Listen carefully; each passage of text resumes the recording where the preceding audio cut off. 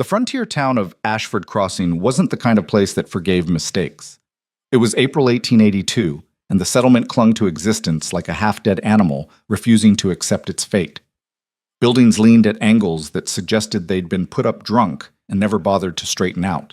The main street, if you could call it that, was more dust than road, churned into a fine powder by wagon wheels and horse hooves until it hung in the air like a permanent fog of failure. Elena Voss sat in the back corner of what passed for her workshop, a converted storage room behind the boarding house that smelled of mildew and decades of other people's disappointments.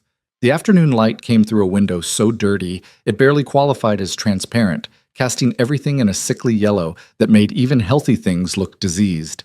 She held the coin between her thumb and forefinger, turning it slowly. A single silver dollar. Not enough. Not nearly enough. The rent was $2, due tomorrow. She had one.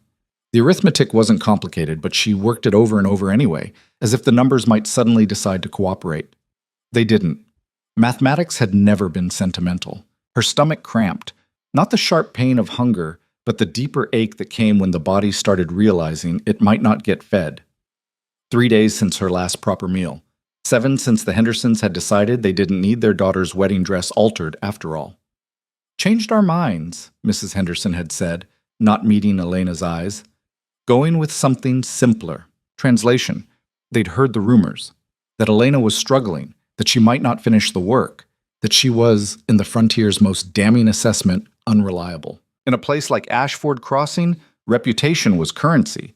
Once it went bad, you might as well pack up and leave. Except Elena had nowhere to go. She'd come here 2 years ago after her father's ranch in Colorado had been seized for debts. She'd watched everything she'd known get auctioned off piece by piece, including her mother's silver tea service and the quilts her grandmother had made. She'd arrived in Ashford Crossing with a decent sewing kit, a trunk of fabric samples, and the kind of optimism that now seemed like evidence of mental deficiency. The town had seemed hungry for skilled work back then. Women needed dresses.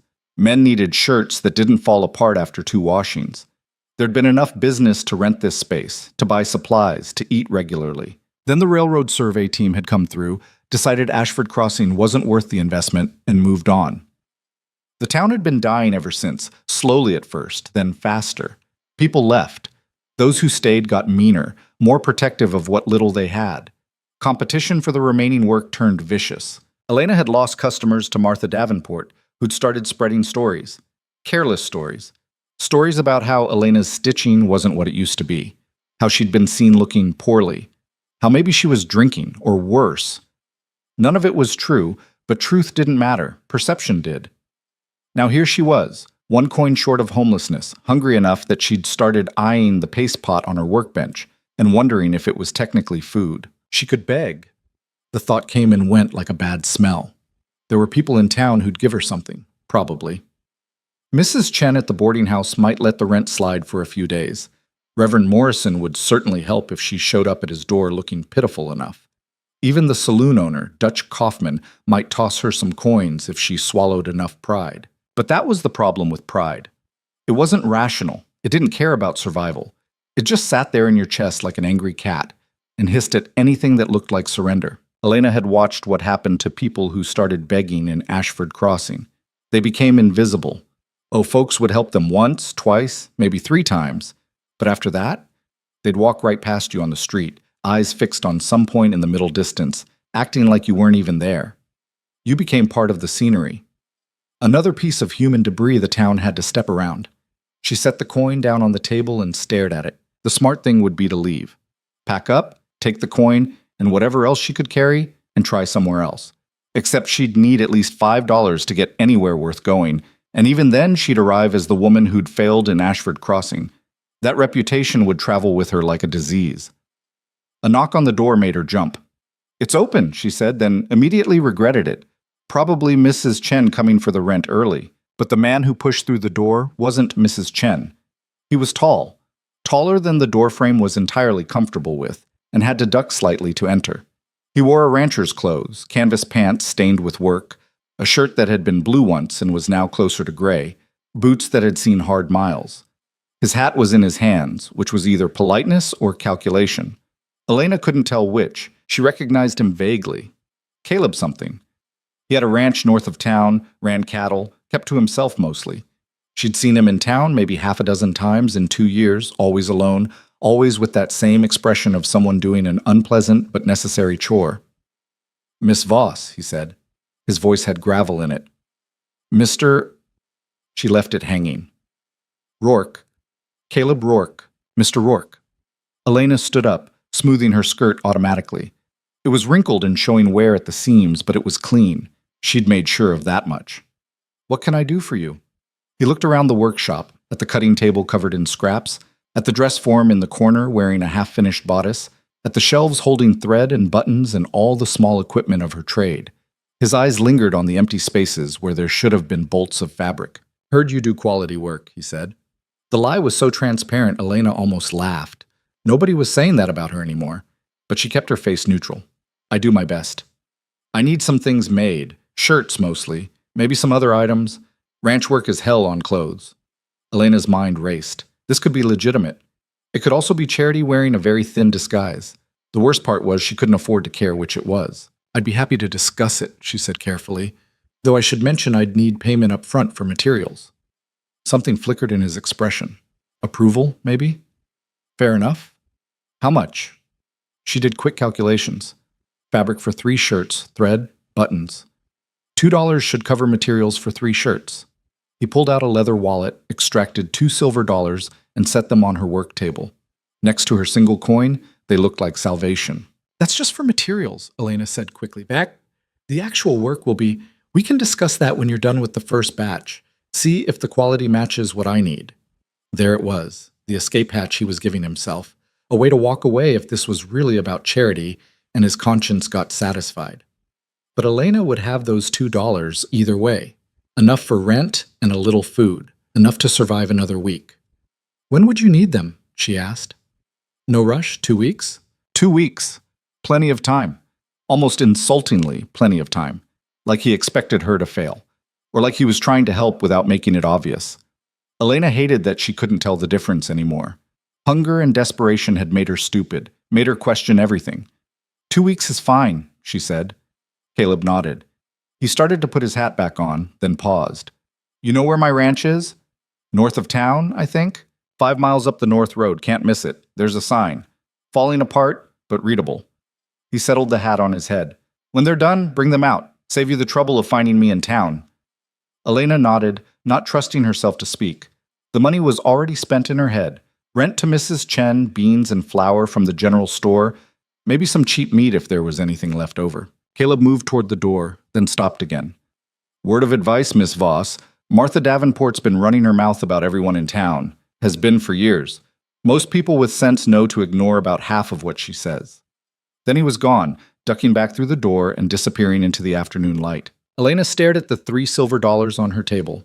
The smart thing would be to take them immediately to Mrs. Chen, to secure the roof over her head before anything else could go wrong. But she stood there for a long moment, looking at the coins and trying to figure out what had just happened. Charity or business? Pity or opportunity? Did it matter? Her stomach answered with another cramp. No, it didn't matter. What mattered was that she had $3 and could make 3 shirts and maybe, possibly, claw back some small piece of stability. She picked up the coins, all 3 of them now, and headed for the boarding house. Mrs. Chen accepted the rent money without comment, which Elena appreciated more than she would have expected. No questions, no knowing looks, just a receipt and a nod. Small mercies. The general store was next. Elena bought carefully: flour, beans, a small quantity of salt pork, coffee that was probably more sawdust than coffee bean but would do. The fabric came last. She found serviceable cotton duck, the kind that would hold up to ranch work. Nothing fancy, but solid. The kind of thing that would last. By the time she returned to her workshop, the sun was setting. Elena lit the oil lamp, carefully, because oil costs money, and spread the fabric out on her cutting table. She had Caleb's measurements from when he'd briefly taken off his coat to show her the kind of shirt he wanted. She'd memorized them, trained by years of her father drilling into her that a seamstress who needed to write measurements down wasn't paying enough attention. The first cut was always the hardest. Once you cut fabric, it was committed. No going back. Elena positioned her shears, took a breath, and made the cut. The rhythm of work was familiar, almost meditative. Pin the pattern, cut the pieces, mark the seams, She worked until her eyes burned from the lamplight and her back ached from bending over the table. When she finally stopped, she had all the pieces cut for the first shirt ready to sew. She ate a small supper, beans heated over the workshop's tiny stove, a piece of hardtack she'd been saving, and allowed herself a moment of something that wasn't quite hope, but wasn't complete despair either. Somewhere in between. A sense of having stepped back from an edge she'd been teetering on. Tomorrow she'd start sewing. She'd make the best shirts she'd ever made. And maybe, if she was lucky, this would be the start of climbing back to something resembling stability. The oil lamp guttered. Elena extinguished it carefully, preserving what was left. In the dark, she could hear the sounds of Ashford Crossing settling in for the night. Piano music from the saloon, someone's dog barking, the wind pushing dust against the buildings. She thought about Caleb Rourke and his transparent lie about needing shirts, about the way he'd mentioned Martha Davenport's gossip, warning her but also acknowledging it, about the fact that he'd given her 2 weeks when any rancher actually needing shirts would have wanted them in 3 days. Charity or business? Elena decided it didn't matter. What mattered was that she was still here, still working, still refusing to break. In a place like Ashford Crossing, that was its own kind of victory. The next morning started with another knock on her door. This time it was Billy Patterson, the 12-year-old who ran errands for half the town when he wasn't supposed to be in school. "Miss Voss?" His voice cracked halfway through her name. "Mrs. Henderson wants to know if you could come by the house. Says she needs to talk to you about something." Elena's stomach sank. The Hendersons. The wedding dress they'd decided they didn't need.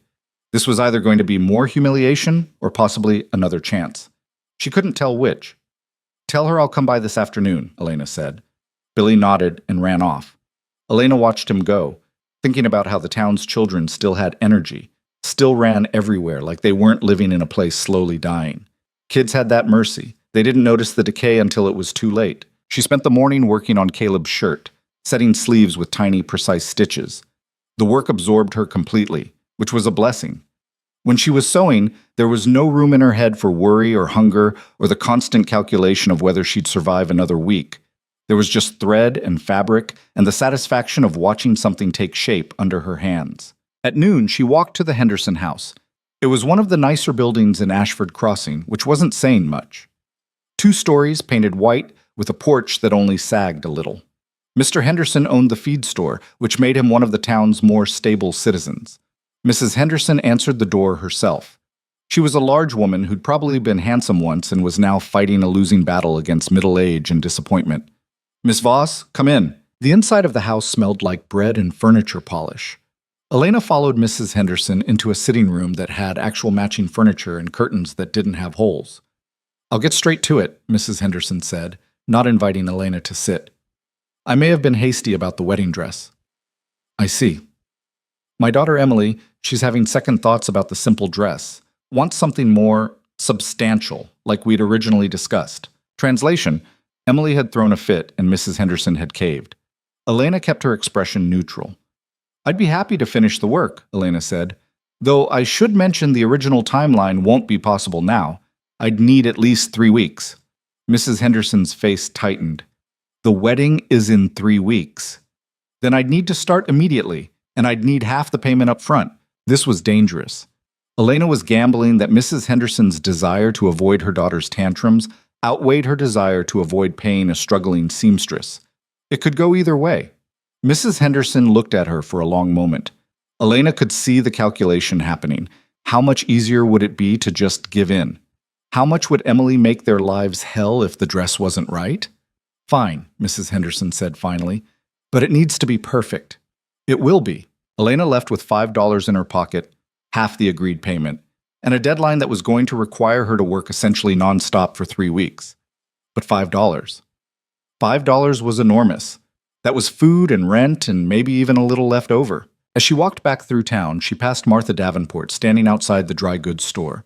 Martha watched her with sharp eyes, the kind of gaze that was already calculating rumors and gossip. Elena met her stare directly, just for a moment, then kept walking. Let her talk. Elena had work to do. The pattern became routine. Mornings working on Caleb's shirts, afternoons and evenings on Emily Henderson's wedding dress. Elena worked by lamplight until her eyes blurred, took breaks only when absolutely necessary. ate whatever required the least time to prepare. The wedding dress came together slowly. It was an elaborate thing, far more elaborate than Emily Henderson had any business wearing in a place like Ashford Crossing, but that wasn't Elena's problem. Satin panels, delicate lace, tiny pearl buttons marching up the back, the kind of dress that announced you had money even if you didn't. Caleb's shirts, by contrast, were straightforward. Good fabric, strong seams, nothing fancy. But Elena put the same care into them that she put into the wedding dress. Every stitch clean and tight, every seam reinforced. The kind of work that would last. 10 days in, she finished the first shirt. She held it up in the lamplight, checking for flaws. Found none. It was objectively excellent work, the kind of thing she could be proud of. The question was whether Caleb would notice, whether he'd even care, or if this whole thing really was just charity and he'd take the shirt and thank her, and that would be the end of it. Elena folded the shirt carefully, wrapped it in brown paper, and set it aside. 2 more to go, then she'd make the trip to his ranch. The next knock on her door came from an unexpected source. "Miss Voss?" Dutch Kaufman stood in her doorway, hat in his hands. The saloon owner was a barrel-chested man with a face like weathered leather and eyes that suggested he'd seen most of what humanity had to offer and wasn't impressed. "Mr. Kaufman, got a proposition for you. My girls need some new dresses. Not fancy, just serviceable. Something that won't fall apart after a month of wear." He named a price that was fair without being generous. "Think you could handle 5 dresses? 2 weeks?" Elena did quick mental calculations. The Henderson dress would be done in a week. 2 more shirts for Caleb, then 5 dresses. It was a lot of work, but I can do it, she said. Dutch nodded. "Heard you do quality work. Figure it's worth trying." He pulled out some bills. "Half up front?" "That would be fine." After he left, Elena sat down at her table and looked at the money. Between the Henderson job and Dutch's advance, she had more cash on hand than she'd had in 3 months. Not wealth by any measure, but enough. Enough to breathe. Enough to stop the constant calculating of whether she'd eat today. Something was shifting. She could feel it. Whether it was Caleb Rourke saying something to people, or whether the town had just decided she'd suffered enough, she didn't know. Maybe it didn't matter. What mattered was that she was still here. Still working. Still refusing to disappear. The wedding dress was delivered with 2 days to spare. Emily Henderson tried it on while Elena and Mrs. Henderson watched. It fit perfectly. Elena had made sure of that. The satin caught the light just right. The lace looked delicate without being fragile. The pearl buttons marched up the back in a perfect line. Emily preened in front of the mirror. "It's beautiful," she breathed. Mrs. Henderson handed Elena the remaining payment without meeting her eyes. Shame, maybe. Or just the desire to get the transaction over with. Either way, Elena took the money and left. Caleb's 3 shirts were wrapped and ready. Elena loaded them into a canvas bag and started the walk north out of town. 5 miles wasn't far, but she wasn't used to walking distances anymore. By the time the ranch came into view, her feet hurt, and she was sweating despite the cool spring air. The sign Caleb had mentioned really was falling apart. Letters barely visible, wood rotted at the base. But beyond it, the ranch itself looked functional. Not prosperous, but not falling apart either. Decent fencing, barn that appeared structurally sound, a house that was small but well maintained. Caleb emerged from the barn as she approached. He looked surprised to see her, which suggested he really hadn't been expecting the shirts anytime soon. "Miss Voss? Mr. Rourke, I have your shirts." She pulled them out of the bag, still wrapped in their brown paper. He unwrapped the first one, held it up, examined the seams and collar. His face gave nothing away. "This is good work," he said finally. "Thank you." "How much do I owe you?" Elena named her price, fair but not cheap. Caleb pulled out his wallet without arguing and paid her. Then he surprised her. "I could use help around here," he said. "Not sewing. Ranch work. Mending fences, helping with livestock, that kind of thing. Pays daily, includes meals. Not permanent, just seasonal work through summer. If you're interested." Elena stared at him. This was either genuine or the most elaborate charity scheme she'd ever encountered. "Mr. Rourke, I don't know anything about ranch work. Neither did I when I started. You learn or you don't. Either way, the offer's there if you want it." It was insane. She was a seamstress, not a ranch hand. She'd never mended a fence in her life, knew nothing about cattle, probably couldn't lift half the things that needed lifting. But the offer was real work for real pay. And meals. When was the last time she'd eaten a full meal she hadn't had to cook herself? Can I think about it? Elena heard herself say. Sure. Offer stands for another week or so. After that, I'll need to find someone else. Elena nodded, took her payment, and started the long walk back to town. Her mind was spinning. Ranch work, physical labor in the sun. She'd never done anything like it. It would be hard, probably brutal. She'd likely be terrible at it. But it was work, real legitimate work that wasn't charity pretending to be business. By the time she reached her workshop, she'd made her decision. She was going to try. Elena gave Mrs. Chen notice that she'd be living out at the Rourke Ranch for the summer. The landlady raised an eyebrow, but didn't comment. Probably assumed Elena had worked out some kind of arrangement that wasn't Elena's business to explain and wasn't Mrs. Chen's business to ask about. Let people think what they wanted. Elena had been the subject of town gossip for months now. What was one more rumor? She packed her belongings, which didn't take long since she didn't have much, and arranged for Billy Patterson to haul her trunk out to the ranch for a quarter. The boy was thrilled with the job and the money. Caleb met her at the ranch entrance that first morning. You actually came. You offered work. I need work. He nodded slowly, like she'd confirmed something he'd been wondering about. All right then, let's see what you can do. What Elena could do, it turned out, was not much. At least not at first. Mending fences required strength she didn't have. Mucking out stalls made her gag. Hauling water left her arms shaking. By the end of the first day, every muscle in her body screamed and she smelled like livestock and sweat and failure.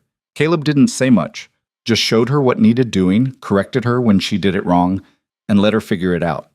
There was no sympathy in it, but there wasn't cruelty either, just the flat expectation that she'd either learn or quit. Elena didn't quit. The second day was worse than the first. The third day worse than the second. By the end of the first week, Elena was ready to admit this had been a terrible mistake. She was covered in bruises, her hands were blistered, and she was pretty sure she'd pulled something in her back that wasn't supposed to be pulled. But she kept showing up, kept trying, kept refusing to quit. And slowly, painfully slowly, she started getting better. The blisters hardened into calluses. Her arms stopped shaking when she lifted things. She learned to swing a hammer without hitting her own thumb, to patch a fence post so it actually held, to move around cattle without spooking them. Caleb's ranch hand, an old man named Joe who'd been working the land since before Elena was born, gave her grudging respect. Most people quit by day 3, he said one afternoon. You're stubborn. That counts for something out here. Elena didn't know if it was a compliment or just an observation. Either way, she kept working. The evenings were the strange part. After the work was done and the animals were fed and everything that needed doing was finished, there was this odd period of quiet. Caleb cooked, simple food but substantial, and they ate at a rough table in the ranch house kitchen. Joe usually disappeared to his own quarters, leaving Elena and Caleb in a silence that wasn't quite comfortable but wasn't hostile either. Why'd you really offer me this work? Elena asked one night, after 3 weeks of not asking. Caleb looked at her over his coffee cup. Needed help. You could have hired anyone. Someone with experience. Could have. He took a sip. Didn't. Elena waited, but he didn't elaborate. Typical. The man spoke like words cost money, and he was on a budget. The shirts, she tried. Did you actually need them? Need is a relative term. Mr. Rourke. Caleb. Caleb, I'm asking directly. Was that charity or business? He set down his cup and looked at her properly. You were one bad week from disappearing. Seen it happen too many times in this town. People get to a certain point and they either disappear or they do something desperate. Figured you were worth more than that. It wasn't quite an answer to her question, but it was more honest than she'd expected. Why me specifically? Elena pressed. Caleb was quiet for a long moment. When he finally spoke, his voice had something in it she hadn't heard before. Not quite sadness, but close. Had a wife once. Sarah. She was stubborn like you, proud, refused to break even when she probably should have bent a little. He paused. She died in a bad winter 7 years ago. Pneumonia. By the time I got her to a doctor, it was too late. Elena felt something shift in the air between them. I'm sorry. Point is, she was the kind of person who'd have starved before asking for help. And she did, basically. Worked herself sick trying to prove she could handle the ranch.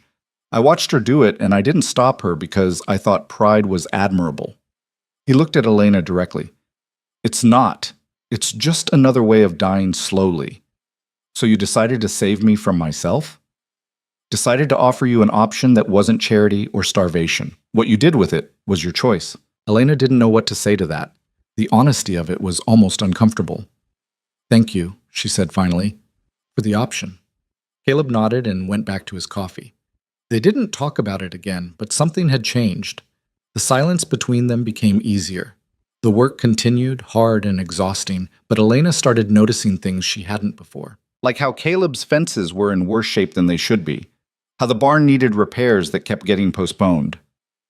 How there were gaps in the operation, places where an extra set of hands or a different perspective might actually help. One evening, after a particularly long day fixing a broken water trough, Elena said, "Your north pasture fence. It's going to fail completely within a month." Caleb looked up from the ledger he'd been studying. I know. So why not fix it now before it fails, and you lose half your cattle? Because fixing it properly costs money I don't have. Can keep patching it for free. Elena thought about this. What if we didn't fix it the way it was? What if we redesigned it? Used the good posts from the south fence that don't need to be as strong, move them north, and replace the south fence with something cheaper? Caleb stared at her. That might work. It would work. I've been looking at your operation. You're trying to maintain everything at the same level, but some areas matter more than others. You could redistribute resources instead of spreading yourself thin everywhere. You've been here 6 weeks and you're redesigning my ranch? Elena bristled. I'm suggesting improvements. You can ignore them if you want. But Caleb didn't ignore them. He pulled out the ranch maps, such as they were, and they spent the next 2 hours going over fencing, pasture rotation, water management. Elena didn't know ranching, but she knew efficiency.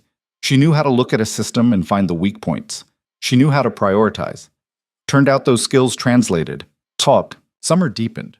The work got harder, longer days, hotter sun, livestock that needed constant attention. But Elena had stopped being the weak link. She could work a full day without collapsing. Her hands were rough and strong. She could look at a fence post and know if it would hold or fail. More importantly, she'd started seeing the ranch not as just a place she worked, but as a system that could be improved. She reorganized the tool shed so things were actually findable. She created a rotation schedule for pasture use that gave the grass time to recover. She found a cheaper feed supplier in a neighboring town and calculated that the cost of transport was still less than what they were paying locally. Caleb implemented every suggestion she made, not because he was patronizing her, but because they worked. Joe noticed too. "Boss is different since you got here," he said one afternoon while they were working on a new section of fence. "More decisive, less stuck." Stuck? After Miss Sarah died, he sort of froze. Kept everything the same because changing anything felt like betraying her memory or something. But you don't care about how things were. You just look at what is and figure out what could be. Elena thought about that while she hammered in another fence post. She'd spent so long trying to survive that she'd forgotten there was a difference between maintaining and building, between holding on and moving forward. Maybe that's what she and Caleb were doing for each other. She was teaching him that change wasn't betrayal. He was teaching her that pride didn't have to mean isolation. Late August brought the first real test. A neighboring rancher, Thomas Garrett, came by with a business proposition.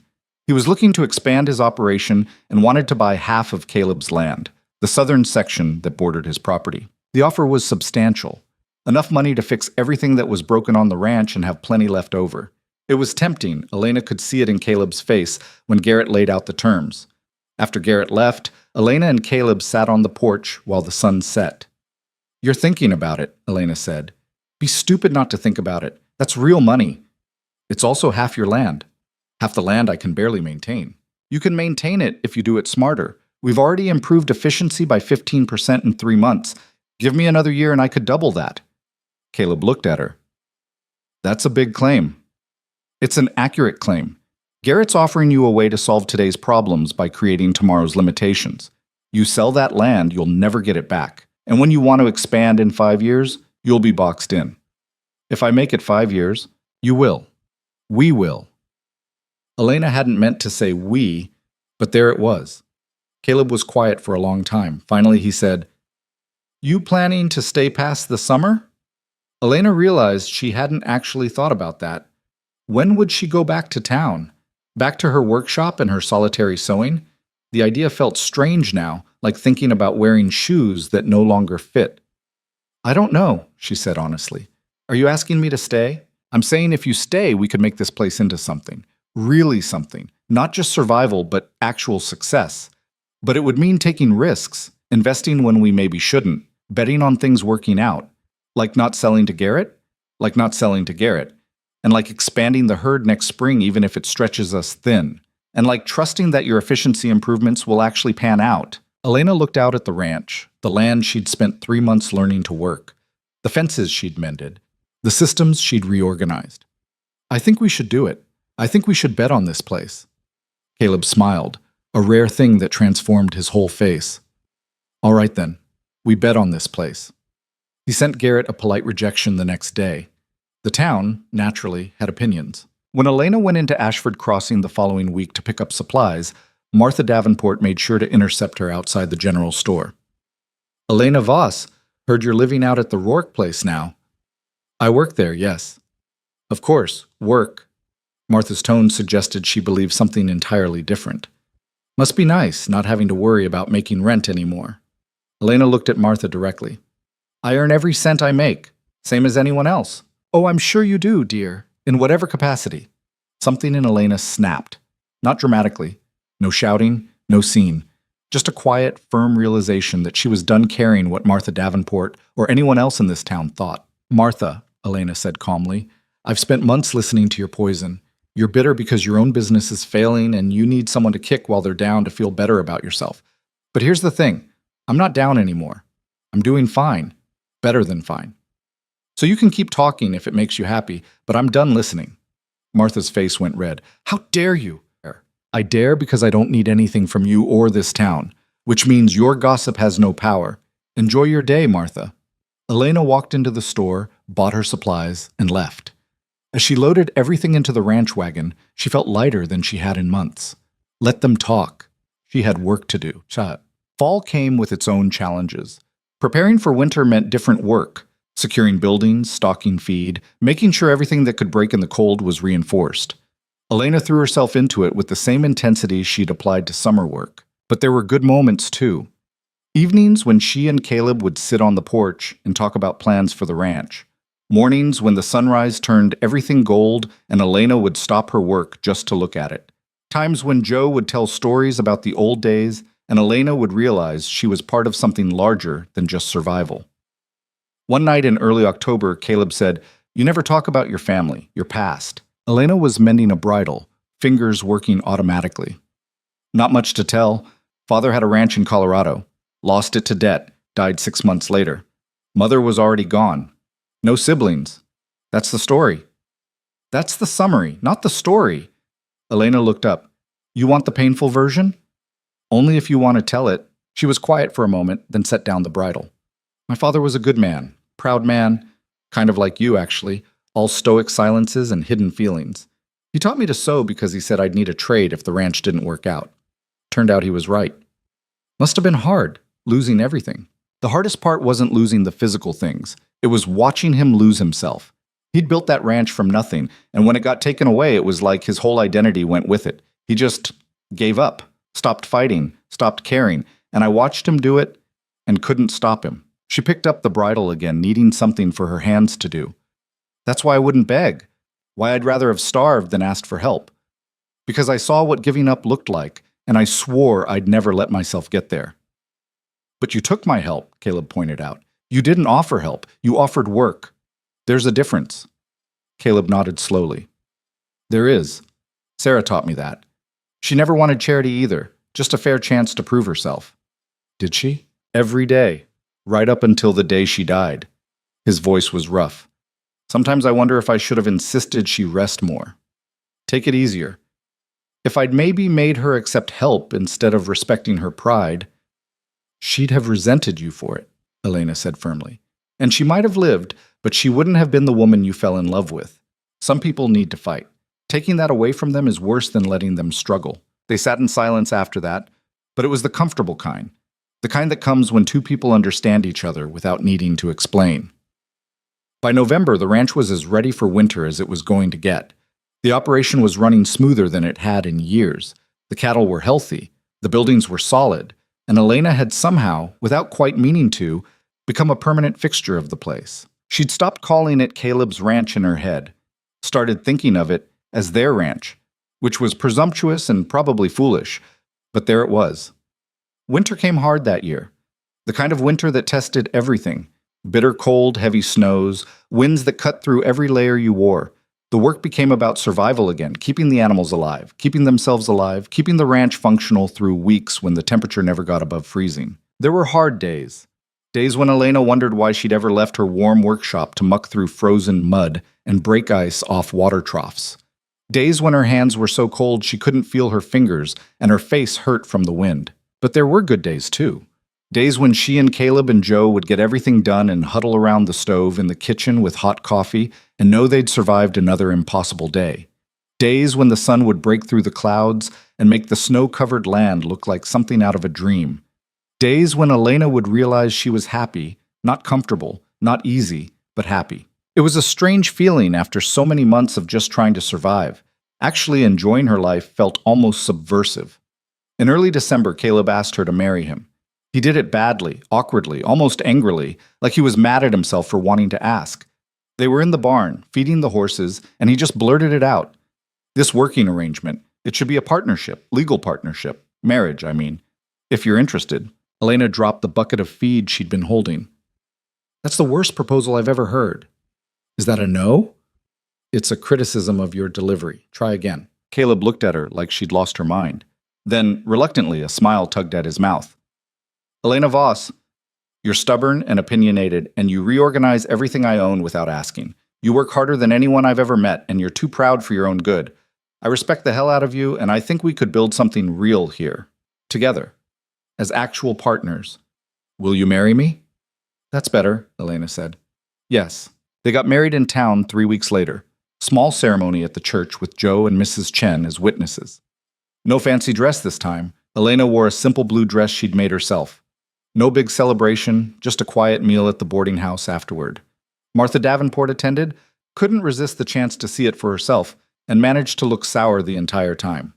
Elena ignored her completely. As they rode back to the ranch, their ranch, in the cold December twilight, Caleb said, You know this doesn't change anything about the work. Still going to be hard. Still going to be risks. I know. Good. Just wanted to be clear. Elena smiled and leaned against his shoulder. Clear as crystal, Caleb. Clear as crystal. Behind them, Ashford Crossing faded into the distance. That dying town with its gossip and judgment and slow collapse. They'd both come from it, been shaped by it, nearly been destroyed by it. But they'd survived. And more than survived. They'd found each other, found purpose, found something worth building. The ranch waited ahead, solid and real in the winter landscape. Not perfect, not easy, but theirs. And that, Elena thought, was enough. The first year of marriage taught Elena that love and partnership were two entirely different animals, and you needed both to survive what the frontier threw at you. Love was the easy part, the quiet moments on the porch, the way Caleb's hand found hers during cold nights, the shared understanding that came from working side by side. Partnership was harder. Partnership meant arguing about money at 2 a.m. It meant disagreeing about which cattle to sell and whether to invest in new breeding stock or fix the barn roof. It meant learning to fight fair when you both had opinions strong enough to bend iron. Their first real fight happened in February, 3 months after the wedding. The winter had been brutal but manageable, and they'd made it through with minimal losses. Now they were looking at spring planning, and Caleb wanted to play it safe.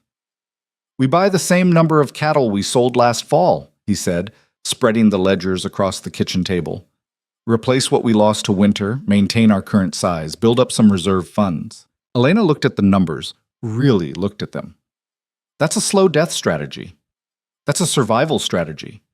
Same thing in this market. Every other rancher around here is thinking the same way, playing it safe. Which means in 5 years, we'll all still be exactly where we are now, barely making it. Caleb's jaw tightened. And your alternative? We expand. Buy more cattle than we sold. Better quality breeding stock, even if it costs more up front. We take advantage of the fact that everyone else is scared. With what money, Elena? We don't have reserves for that kind of gamble. We have enough for a down payment. The rest we finance. Go into debt? After what happened to your father? Caleb's voice was sharp, and Elena felt it like a slap. That's not fair. It's relevant. Debt killed your father's ranch. You said so yourself. Elena stood up, needing to move. My father's debt came from desperation, from trying to save something already failing. This would be different. This would be strategic investment. Or it would be risking everything we've built on your theory that expansion is the answer. It's not a theory. It's math.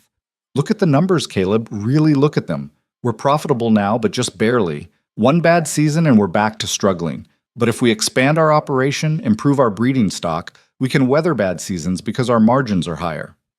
And if we're wrong, if the market doesn't cooperate, if we have 2 bad seasons in a row, then we adjust, we adapt, but we can't adapt if we're too afraid to take the first step. They stared at each other across the table. This wasn't really about cattle or money, Elena realized.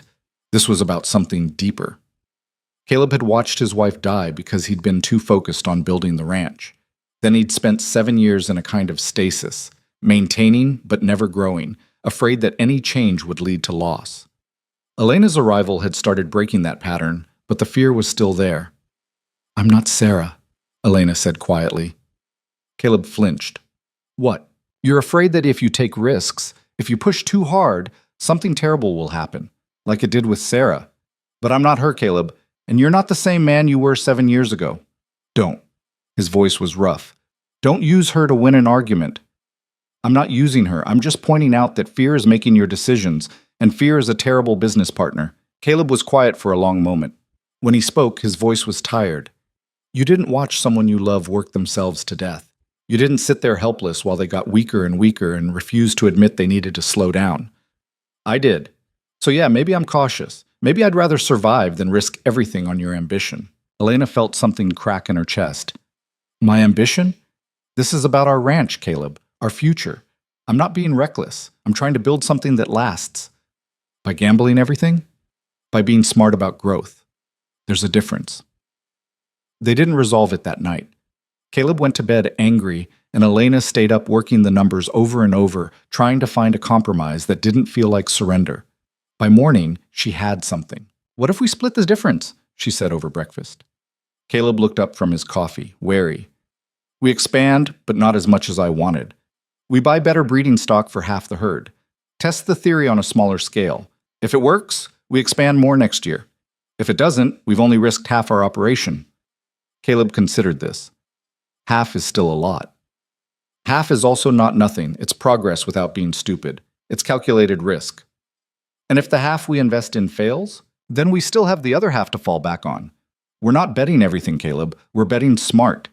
He studied her face for a long moment, then sighed. All right, half the herd, better breeding stock, but we do this carefully.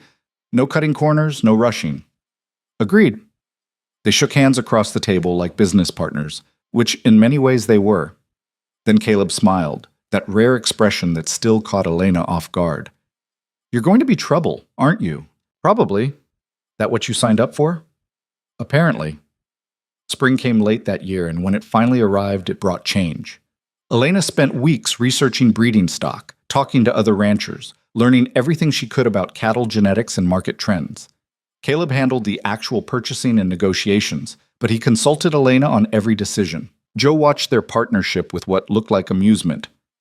Never seen the boss listen to someone so much, he said one afternoon while they were working on fence repairs. Miss Sarah, she had opinions, but he was stubborn about considering them. With you, he actually stops and thinks. Maybe because I'm usually right? Elena suggested. Joe snorted. Maybe because you argue better, or maybe because he learned something from losing her. Either way, it's good to see. The new cattle arrived in early April, 20 head of prime breeding stock that cost more than Elena wanted to admit. They were beautiful animals, healthy and strong, and looking at them made Elena simultaneously proud and terrified. This was real now. The gamble wasn't theoretical anymore. Buyer's remorse? Caleb asked, standing next to her at the pasture fence. Wondering if I pushed too hard, if this was smart or just arrogant. Little late for that now. Thanks. Very reassuring. He bumped her shoulder with his. We'll make it work. One way or another. They did make it work, but not without struggle. The new cattle required different handling, different feed, more careful management. Elena threw herself into learning everything she could, often working late into the night reading breeding guides and veterinary manuals by lamplight. Caleb handled the integration of the new stock with their existing herd, making sure there weren't problems with territory or dominance. By June, they were starting to see results. The breeding program was promising. The cattle looked healthy and were gaining weight faster than the old stock ever had. The numbers in the ledgers started looking better. Not dramatically, but enough to suggest they'd made the right call. Then the drought hit. It started slowly. A few weeks without rain in late June. Normal enough for the season. But then July came with scorching temperatures and cloudless skies. The grass in the pastures started browning. The creek that ran through the ranch's north section dropped to a trickle, then dried up completely. "How bad?" Elena asked Caleb one morning in mid-July. They were standing at what used to be the creek bed, looking at cracked mud and dead grass. "Bad.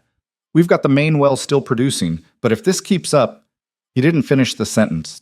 Didn't need to. "How long can the well support the herd?" "At current levels? Maybe another month? 2 if we're lucky." Elena did quick calculations in her head. "We need rain." Brilliant observation. I mean significant rain, not just a passing shower. We need sustained rainfall to replenish the water table. And if we don't get it? Elena looked out at the herd, the expensive breeding stock they'd invested everything in, the older cattle they'd been counting on selling in the fall. Then we have to make hard choices. Those hard choices started coming faster than either of them wanted. By early August, they were hauling water from town twice a week, an expensive and exhausting process. The cattle were losing weight despite their best efforts. Other ranchers were starting to sell off their herds early, flooding the market and driving prices down. "Thomas Garrett's selling everything," Caleb reported after a trip to town, "getting out while he still can." "What kind of prices is he getting?" Caleb told her. Elena felt sick. Those prices wouldn't even cover their feed costs, let alone the investment they'd made in the breeding stock. "We can't sell at those numbers," she said. "We'd lose everything. And if we wait and the drought continues, we could lose even more." They were in the kitchen, both exhausted from another day of emergency water management. The heat was oppressive even with the windows open.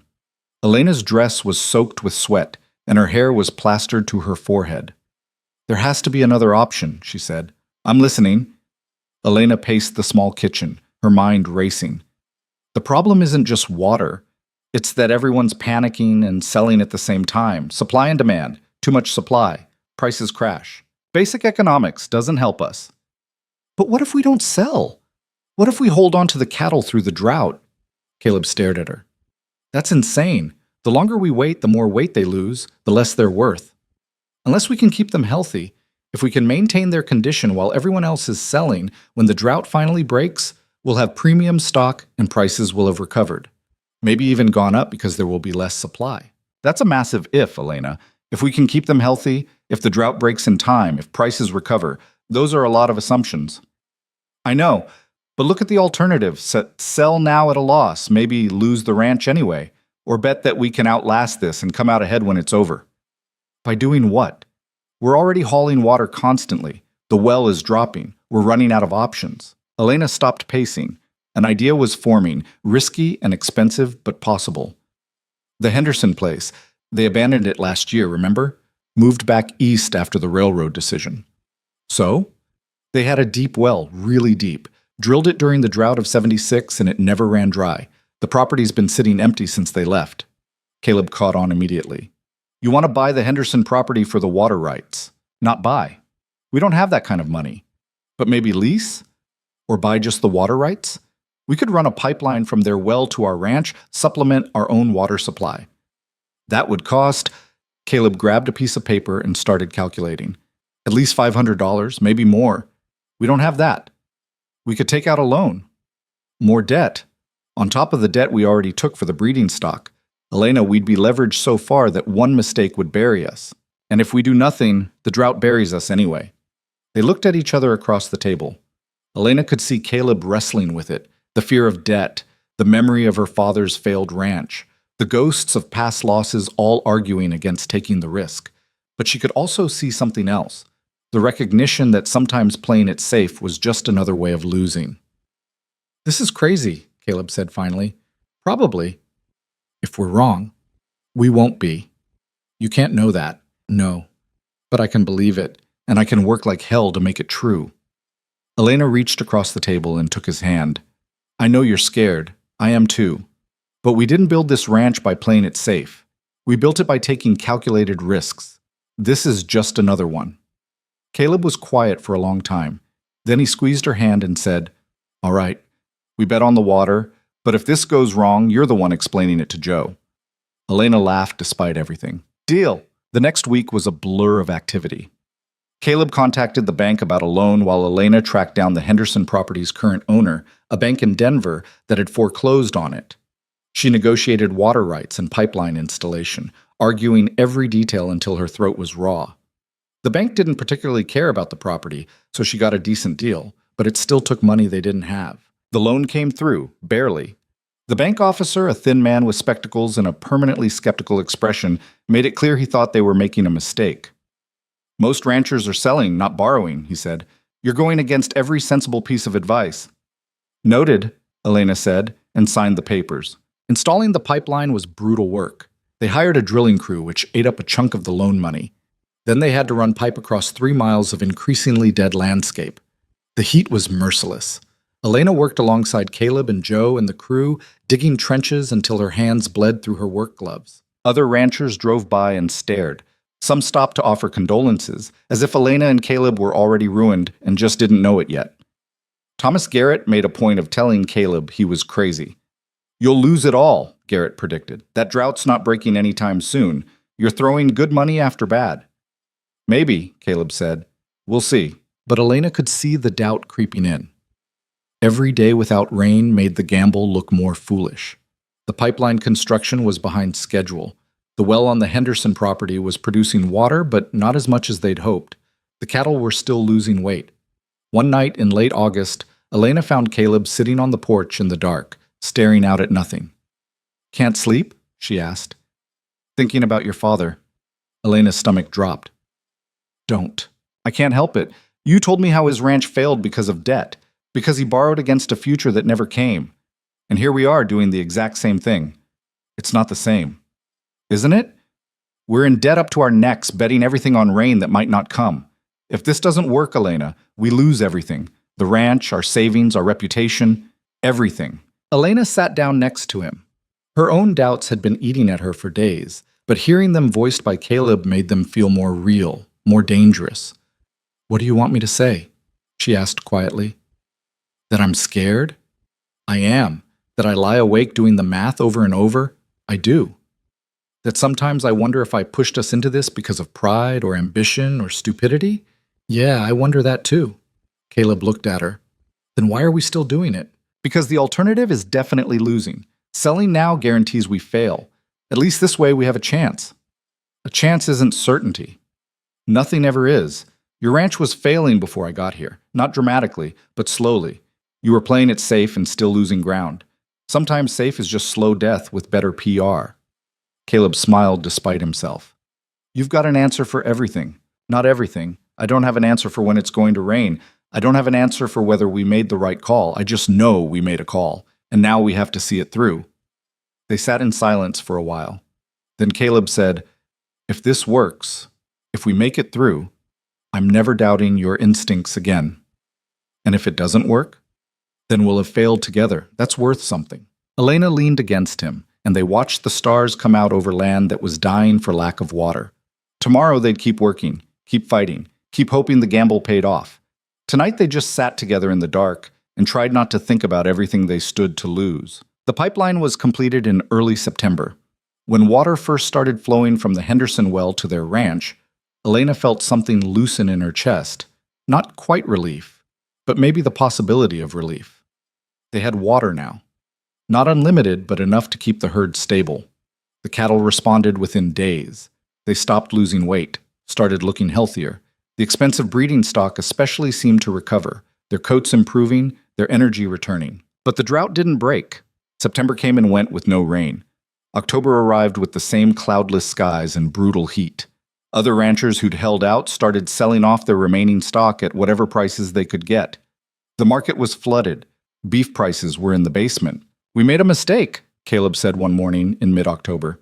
They were checking the cattle, and while the animals looked good, The reality of their financial situation was unavoidable.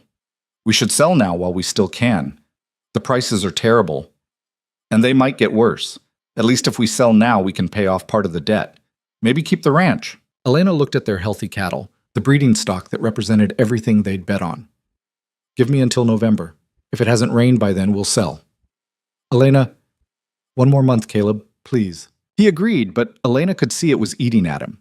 The debt weighed on both of them, a constant pressure that made sleep difficult and tempers short.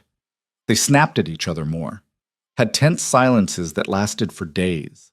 The partnership that had felt so strong was fraying under the stress. Joe tried to mediate once, then wisely stayed out of it. You two need to figure your own problems out, he said. I'm just the hired hand. But the problems felt unfixable. Elena had pushed them into this position with her confidence and her theories, and if she was wrong, they'd lose everything. The weight of that responsibility sat on her shoulders like physical mass. She started waking up at 3 a.m, heart pounding, mind racing through disaster scenarios. What if the drought lasted another year? What if they lost the ranch? What if Caleb ended up hating her for pushing them into debt? Late October brought the first real test of their marriage. They were in the barn, arguing about whether to sell the breeding stock first or the older cattle, when Caleb said something he obviously regretted immediately. Maybe your father was right. Maybe some risks aren't worth taking. Elena felt like she'd been slapped. Take that back. I didn't mean... Yes, you did. You think I'm making the same mistakes he did. You think I'm going to destroy us the way he destroyed himself. That's not what I said. It's what you meant. You've been thinking it for weeks. I can see it in your face every time you look at me. Caleb's jaw was tight. You pushed us into this, Elena. Your big ideas about expansion and risk-taking. And now we're drowning in debt and you're still insisting we hold on. Maybe it's time to admit this didn't work. It hasn't not worked yet. We're still standing. The cattle are healthy. If it just rains... It's not raining. Look around you. It's October and nothing has changed. We need to cut our losses before there's nothing left to save. Elena felt tears burning her eyes and hated herself for it. So what? You want to give up? Sell everything and start over? I want to survive. That used to be enough for you too, remember? Back when you were hungry and desperate and willing to take work you didn't know how to do just to stay alive? Whatever happened to that, Elena? She got tired of just surviving. She wanted to build something. Well, maybe survival was enough. Caleb's voice was harsh. Maybe ambition is just another word for reckless. They stared at each other in the barn's dim light, and Elena felt something crack between them. All the tension and fear and resentment that had been building for months, and it was all coming out now in ways that couldn't be unsaid. I'm going to the house, she said quietly. We can discuss selling tomorrow when we're both calmer. But that night, lying in bed next to Caleb, but feeling miles away, Elena couldn't sleep. Her mind kept cycling through the same questions. Had she been reckless? Had she let pride and ambition push them into a position they couldn't escape from? Was she repeating her father's mistakes despite swearing she never would? The worst part was not knowing. The drought might break tomorrow or never. Their gamble might pay off or destroy them. There was no way to know until it was too late to change course. She got up quietly, careful not to wake Caleb, and went out to the porch. The night air was cool, finally, after months of heat, and the sky was full of stars. Elena sat on the steps and tried to remember why she'd been so confident about this plan. Tried to find that certainty again. She heard footsteps behind her. Caleb sat down next to her, not speaking. They sat like that for a long time. Then Caleb said, I'm sorry about what I said about your father. You weren't entirely wrong. I was cruel, that's different. He paused. I'm scared, Elena. Really scared. Not just about losing the ranch, but about what this is doing to us. We're tearing each other apart. I know, I'm scared too. If we lose everything, can we survive it as a couple? Elena thought about that. I don't know. Maybe. If we want to. Do you want to? She looked at him, really looked at him. This man who'd given her a chance when she needed one. Who'd believed in her ideas even when they scared him. Who'd bet everything on her instincts. Yeah, I want to. Me too. Caleb reached for her hand. So, maybe we figure out how to stop blaming each other and start dealing with whatever comes next. Together. Even if what comes next is losing the ranch. Even then, Elena squeezed his hand. We're not going to lose the ranch. You can't know that. No, but I can decide to believe it. And I can work like hell to make it true. That's all any of us can do, really. They went back to bed eventually, and while nothing was fixed, something had shifted. The fear was still there, the debt was still crushing, the drought was still killing the land. But they'd remembered they were partners, that they'd chosen each other deliberately and could keep choosing each other even when things got hard. It was something to hold on to. November came with cooler temperatures, but still no rain. Elena and Caleb made their decision. They'd hold the cattle until the end of the month. If there was no rain by then, they'd sell whatever they could and try to salvage what remained. It was a compromise that satisfied neither of them, but was the best they could do. The town watched their situation with the same morbid fascination people always had for disaster. Martha Davenport made sure everyone knew about the Rourke Ranch's debt situation. Other ranchers offered condolences mixed with "I told you so's." The bank officer started making more frequent visits, checking on his investment with barely concealed worry. Elena ignored all of it. She threw herself into ranch work with the same intensity she'd had when she first arrived, desperate and determined. If they were going down, she'd go down fighting. On November 15th, clouds appeared on the horizon. Elena saw them first, early in the morning while checking the cattle. Dark clouds, heavy and promising. She stared at them for a long moment, afraid to hope, afraid they'd dissipate like every other promising cloud formation in the past 6 months. But these didn't dissipate. They built through the morning, piling up in massive formations that blocked out the sun. The air changed, got heavier, charged with electricity. The cattle sensed it too, becoming restless, milling around. By noon, it was obvious a major storm was coming. Caleb found Elena standing in the middle of the yard, face tilted up toward the darkening sky. "This could be it," he said. "Don't jinx it." The first drops fell around 2 in the afternoon. Fat, heavy drops that kicked up dust where they landed. Then more drops. Then suddenly a downpour that was so intense Elena could barely see the barn from the house. They stood on the porch and watched it rain. Really rain. Not a brief shower, but sustained, drenching rainfall that soaked into the parched ground and kept coming. It rained through the afternoon, through the evening, through the night. Elena woke up the next morning to find it still raining. She went to the window and just stood there, watching water stream off the roof, listening to the sound of it hitting the earth. Next to her, Caleb woke up and came to stand behind her. "We made it," he said quietly. "Maybe. We won't know for sure until we see how the market responds." But Elena felt it, the shift. They'd survived the worst. They'd held on when everyone else had given up. And if their gamble paid off the way she thought it would, they were about to prove that sometimes the riskiest thing you could do was exactly the right thing. The rain lasted 3 days. When it finally stopped, the landscape looked transformed. The creek was running again. The grass, though still brown, was showing hints of green. The cattle looked healthy and well-fed, especially compared to the herds other ranchers had desperately held onto through the drought. More importantly, the market shifted. With so many ranchers having sold their herds during the drought, supply was suddenly limited. Prices started climbing. Within a week, they'd doubled. Within 2 weeks, they were higher than they'd been before the drought started. Elena and Caleb stood in the pasture, looking at their cattle. Healthy, prime breeding stock that was now worth significantly more than they'd paid for it, and did the math. "We could sell half the herd and pay off all our debts," Caleb said. "The loan, everything. We'd be clear. Or we could sell a quarter and keep the rest for breeding. Build the operation we always talked about." "That's still risky." "Yeah, but it's smart risky. We've got the best breeding stock in the region now. Everyone who sold during the drought is going to need to rebuild their herds. We can be the ones who supply that stock." Caleb looked at her, and Elena saw something in his expression that hadn't been there before. Not just trust, but genuine partnership. "You really don't quit, do you?" "Not when I'm winning." "Are we winning?" Elena gestured at the healthy cattle, the rain-soaked land, the ranch that had survived when so many others hadn't. "Yeah, Caleb, I think we're winning." They sold a third of the herd at the elevated prices. The money was enough to pay off all their debts, the breeding stock loan, the pipeline installation, everything. For the first time in a year, they were operating without the crushing weight of debt hanging over them. More than that, they'd established a reputation, the ranch that had held on, the ranchers who'd bet against the drought and won. Other ranchers started coming to them for advice, for breeding stock, for partnership opportunities. Thomas Garrett, who'd sold everything during the panic, came by one afternoon looking chagrined. "Heard you made out pretty well," he said. "We did okay," Caleb replied, not quite able to keep the satisfaction out of his voice. Should have held on like you said, lost my shirt selling at the bottom. Elena, who was working nearby, couldn't resist. Sometimes playing it safe is the riskiest thing you can do. Garrett nodded slowly, absorbing that. Your wife's got a head for business, Caleb. You're lucky. After he left, Caleb found Elena in the barn. That was a little smug. I earned the right to be smug. Can't argue with that.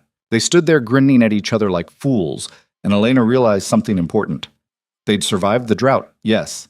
They'd made a smart bet that paid off, absolutely. But more than that, they'd survived the stress of it without destroying each other. The fight had tested their marriage as much as it had tested their ranch, and they'd come through it still partners, still united. That was worth more than any amount of money. By December, they'd solidified their position. The ranch was profitable. Their breeding program was successful. They'd started expanding into supplying breeding stock to other ranchers, which created a whole new revenue stream. Elena launched a side venture, using her sewing skills to create custom saddle blankets and ranch equipment. It wasn't much at first, but it brought in extra money and gave her something to do during slower periods. More importantly, it proved that her original skills weren't wasted, just redirected. The town's attitude toward them shifted too. They were no longer the struggling seamstress and the isolated rancher. They were the Rourkes, the couple who'd taken a massive risk during the worst drought in decades and somehow made it work. People looked at them differently now, with respect certainly, but also with something like awe. Martha Davenport, predictably, refused to acknowledge their success. She'd apparently told everyone they were going to fail, and their victory made her look foolish. Elena ran into her at the general store in early December. "Elena," Martha said coldly. "Martha, I hear you've been quite successful with your little ranch venture." "We've done all right." Martha's smile was thin and sharp. "Luck. That's all it was. You got lucky with the rain." Elena could have argued. Could have explained that it wasn't luck but careful planning and calculated risk and refusal to give up when things got hard. Instead, she just said, "Maybe, but I'll take lucky over bitter any day." She left Martha sputtering behind her and felt lighter than she had in months. Let Martha think whatever she wanted. It didn't matter anymore. What mattered was that Elena and Caleb had built something real, something that worked, something that could last. On Christmas Eve, they sat on the porch wrapped in blankets despite the cold. The ranch was quiet, the work done for the day. Inside, Joe was probably already asleep. Tomorrow they'd have a simple celebration, nothing fancy, just the three of them sharing a meal and acknowledging they'd made it through the hardest year any of them could remember. "Think we'll ever have another year like this one?" Caleb asked. "I hope not. Once was plenty. But we survived it." "We did." Elena leaned against him. "You know what the crazy thing is? I'm not sure I'd change any of it. Not the drought, not the debt, not the fear, because all of it led to this. To us being here, together, having actually built something that matters." Caleb kissed the top of her head. "You're definitely insane." "Probably, but you married me anyway. Best crazy decision I ever made." They sat in comfortable silence, watching stars emerge in the clear winter sky. The land around them was recovering, slowly but surely. The cattle were healthy. The ranch was profitable. Their partnership, both business and personal, had been tested and had held. It wasn't perfect. Nothing ever was. There would be more challenges ahead, more risks to take, more times when they'd have to bet everything on their instincts and hope they were right. But that was life on the frontier. You either adapted and fought and refused to break, or you disappeared into the long list of people who'd tried and failed. Elena and Caleb had chosen to fight, and they'd won. For now, that was enough. The winter of 1883 proved that success brought its own complications. Elena discovered this truth on a freezing January morning when 3 different ranchers showed up at their door before breakfast, all wanting to buy breeding stock, and 2 of them brought their lawyers. "We can't keep up with this," she told Caleb after they'd finally cleared everyone out. "Every rancher within 50 miles wants our cattle. We're going to have to get organized or we'll drown in our own success." Caleb poured himself more coffee, looking tired. "What did you have in mind?" "A proper breeding program, formal contracts, set prices instead of negotiating every single sale. Maybe hire someone to handle the paperwork. That costs money. We have money now. The question is whether we invest it in growing the business or whether we stay small and manageable." Caleb gave her a look. "You've never chosen small and manageable in your life." "True, but I'm asking your opinion anyway." He thought about it while finishing his coffee. If we're going to do this, we do it right.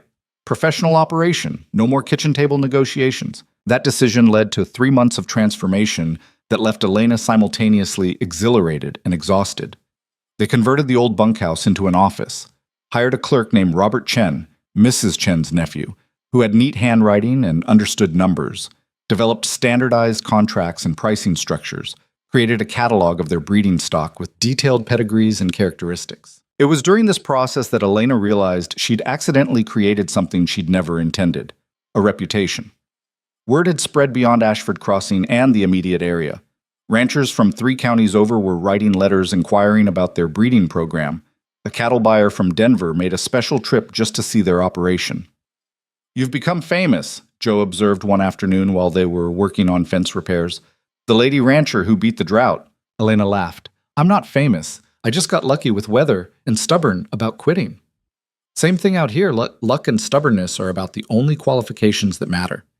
But the attention made Elena uncomfortable.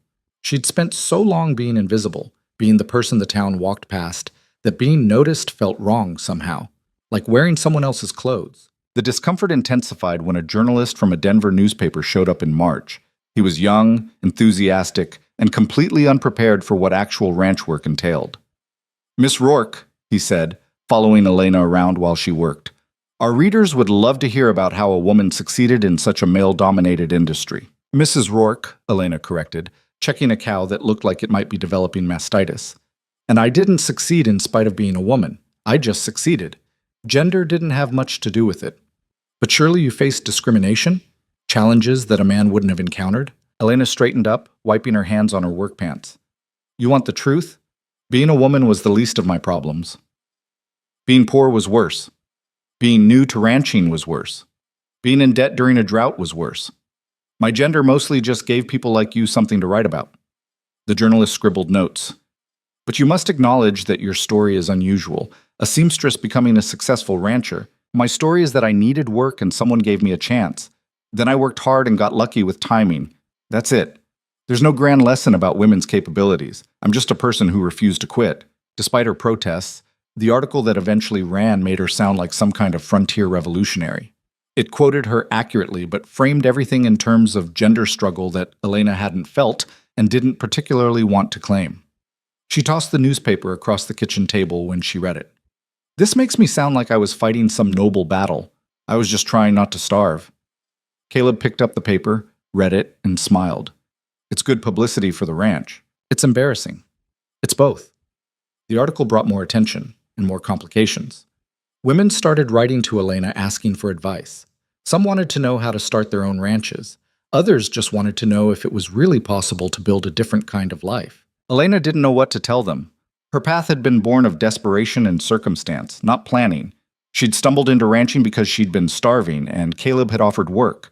The success had come from stubbornness and calculated risk-taking, not from some revolutionary vision. But she tried to answer the letters anyway, usually late at night when the ranch work was done. She told them the truth. It was hard work. It required capital she'd been lucky to access. It meant sacrificing comfort and certainty. Most importantly, it required a partner who treated you as an equal. She'd been fortunate in that regard. Many women wouldn't be. One letter came from a woman in Missouri whose husband had died, leaving her with a failing farm and 3 children. She wrote asking if Elena thought she should try to keep the farm or sell it and move to town. Elena stared at that letter for a long time before responding. Finally, she wrote, "I can't tell you what to do, but I can tell you that keeping something your husband built won't bring him back, and it won't make you happy if the work destroys you. Sometimes the bravest thing is letting go and starting fresh. But if you do decide to fight for it, fight smart. Don't let pride or sentiment make your decisions. Look at the numbers, consider your options, and choose the path that gives you and your children the best chance. Whatever you decide, make sure it's your choice, not what you think you should do." She didn't know if it was good advice, didn't know if the woman would take it or ignore it. But it was honest, which was all Elena knew how to be. Spring brought new challenges disguised as opportunities. A cattle consortium from Chicago reached out expressing interest in a long-term supply contract. The money they were offering was substantial, enough to triple the ranch's income. But the terms required them to dedicate most of their breeding program to supplying the consortium, which would mean less flexibility in their own operation. "It's guaranteed money," Caleb said, reviewing the contract. We'd know exactly what we're making for the next 5 years. Elena read through the terms more carefully. We'd also be locked in, no room to adapt if market conditions change, no ability to pursue other opportunities. We'd essentially be working for them. Stable work for them versus risky independence for us. Where have I heard that before? Elena smiled despite the tension. Point taken, but this is different. When you offered me work, I kept control over my own life. This contract would give the consortium control over our operation. They debated it for weeks. The consortium was patient but persistent, sweetening the deal with better terms, higher prices, guaranteed minimums. On paper, it was an incredible opportunity. In reality, it felt like a trap. The decision crystallized one evening in April when they were going over the ranch's books. They were profitable now, genuinely profitable, not just surviving. They had options. They'd built something that worked without needing to sell their independence to a Chicago consortium. We turned them down, Elena said. Caleb looked up from the ledger. You're sure? We didn't survive a drought and nearly lose everything just to hand control over to people who've never set foot on this land. We keep building our own thing, our own way. Even if it means less money? Even then, some things matter more than money. Caleb smiled that rare smile that still made Elena's heart skip. You know you're talking yourself out of fortune. I'm talking us into freedom. There's a difference. They sent the consortium a polite rejection. The representative who'd been courting them was baffled. You understand what you're turning down? We do, Elena said. We're just not interested in being employees disguised as partners. After he left, Caleb said, We might regret this. Maybe, but at least we'll regret it on our own terms. That philosophy guided them through the rest of the year. They expanded the breeding program but stayed independent. They hired 2 more ranch hands as the operation grew, but kept the core decision-making between Elena and Caleb. They invested profits back into the ranch, better facilities, improved pastures, a new barn that didn't leak when it rained. They also started helping other ranchers who were struggling. Not with charity, Elena had learned that lesson well, but with practical support. They'd buy struggling ranches' cattle at fair prices, helping the owners avoid bankruptcy. They'd share breeding stock at reduced rates with neighbors who were rebuilding after the drought. They'd offer advice freely to anyone who asked. You're building a network, Robert Chen observed one day while managing the increasingly complex web of contracts and relationships. Other ranches succeed, they buy from us. They fail, we help them recover. Either way, we benefit. Elena hadn't thought of it in those terms, but Robert was right. They were creating a system where success was shared rather than hoarded. It was good business, but it was also just good sense. The frontier was harsh enough without neighbors actively trying to destroy each other. Not everyone appreciated this philosophy. Thomas Garrett, still bitter about his own losses during the drought, started spreading rumors that the Rourkes were trying to control the regional cattle market. Martha Davenport, never one to miss an opportunity for gossip, amplified the stories. Soon there were whispers that Elena and Caleb were building a monopoly, that they were taking advantage of struggling ranchers, that their success was built on other people's failures. The rumors came to a head in June when Elena went to town for supplies and found herself confronted by William Becker, a rancher whose operation had failed during the drought. You people are vultures, he said, loud enough for half the street to hear, buying up cattle from desperate men at bargain prices, then selling them for profit. You're no different than the banks. Elena felt every eye on the street turn toward her. This was the moment where she could either defend herself or let the accusation stand. She chose honesty. Mr. Becker, I bought your cattle at the market rate when you needed to sell, not below market, at market. You needed money to pay your debts, and I provided it. If you want to call that vulture behavior, fine. But the alternative was you getting nothing and losing everything. I gave you an option. Whether you took it or not was your choice. You took advantage. I took a risk. I bought cattle during a drought when everyone said I was crazy. I paid fair prices when I could have waited and bought them for less at auction after you'd already lost your ranch. You want to paint me as a villain? Go ahead. But we both know the truth. Becker's face was red, but he didn't have a response. Elena finished loading her supplies and left, very aware that the entire town had witnessed the confrontation. By evening, the story would be in every household in Ashford Crossing, probably with embellishments. Let them talk, Caleb said when she told him about it. People always need someone to blame for their own failures. Better us than them having to look in a mirror. But the confrontation bothered Elena more than she wanted to admit. She'd spent years being invisible in this town, then months being pitied, then finally achieving respect. Now she was being painted as some kind of predatory businesswoman. The unfairness of it stung. What bothered her more was that she couldn't entirely dismiss the criticism. She had profited from other ranchers' desperation. Yes, she'd paid fair prices and taken risks, but she'd also benefited from their losses. Was there a moral difference between that and taking advantage?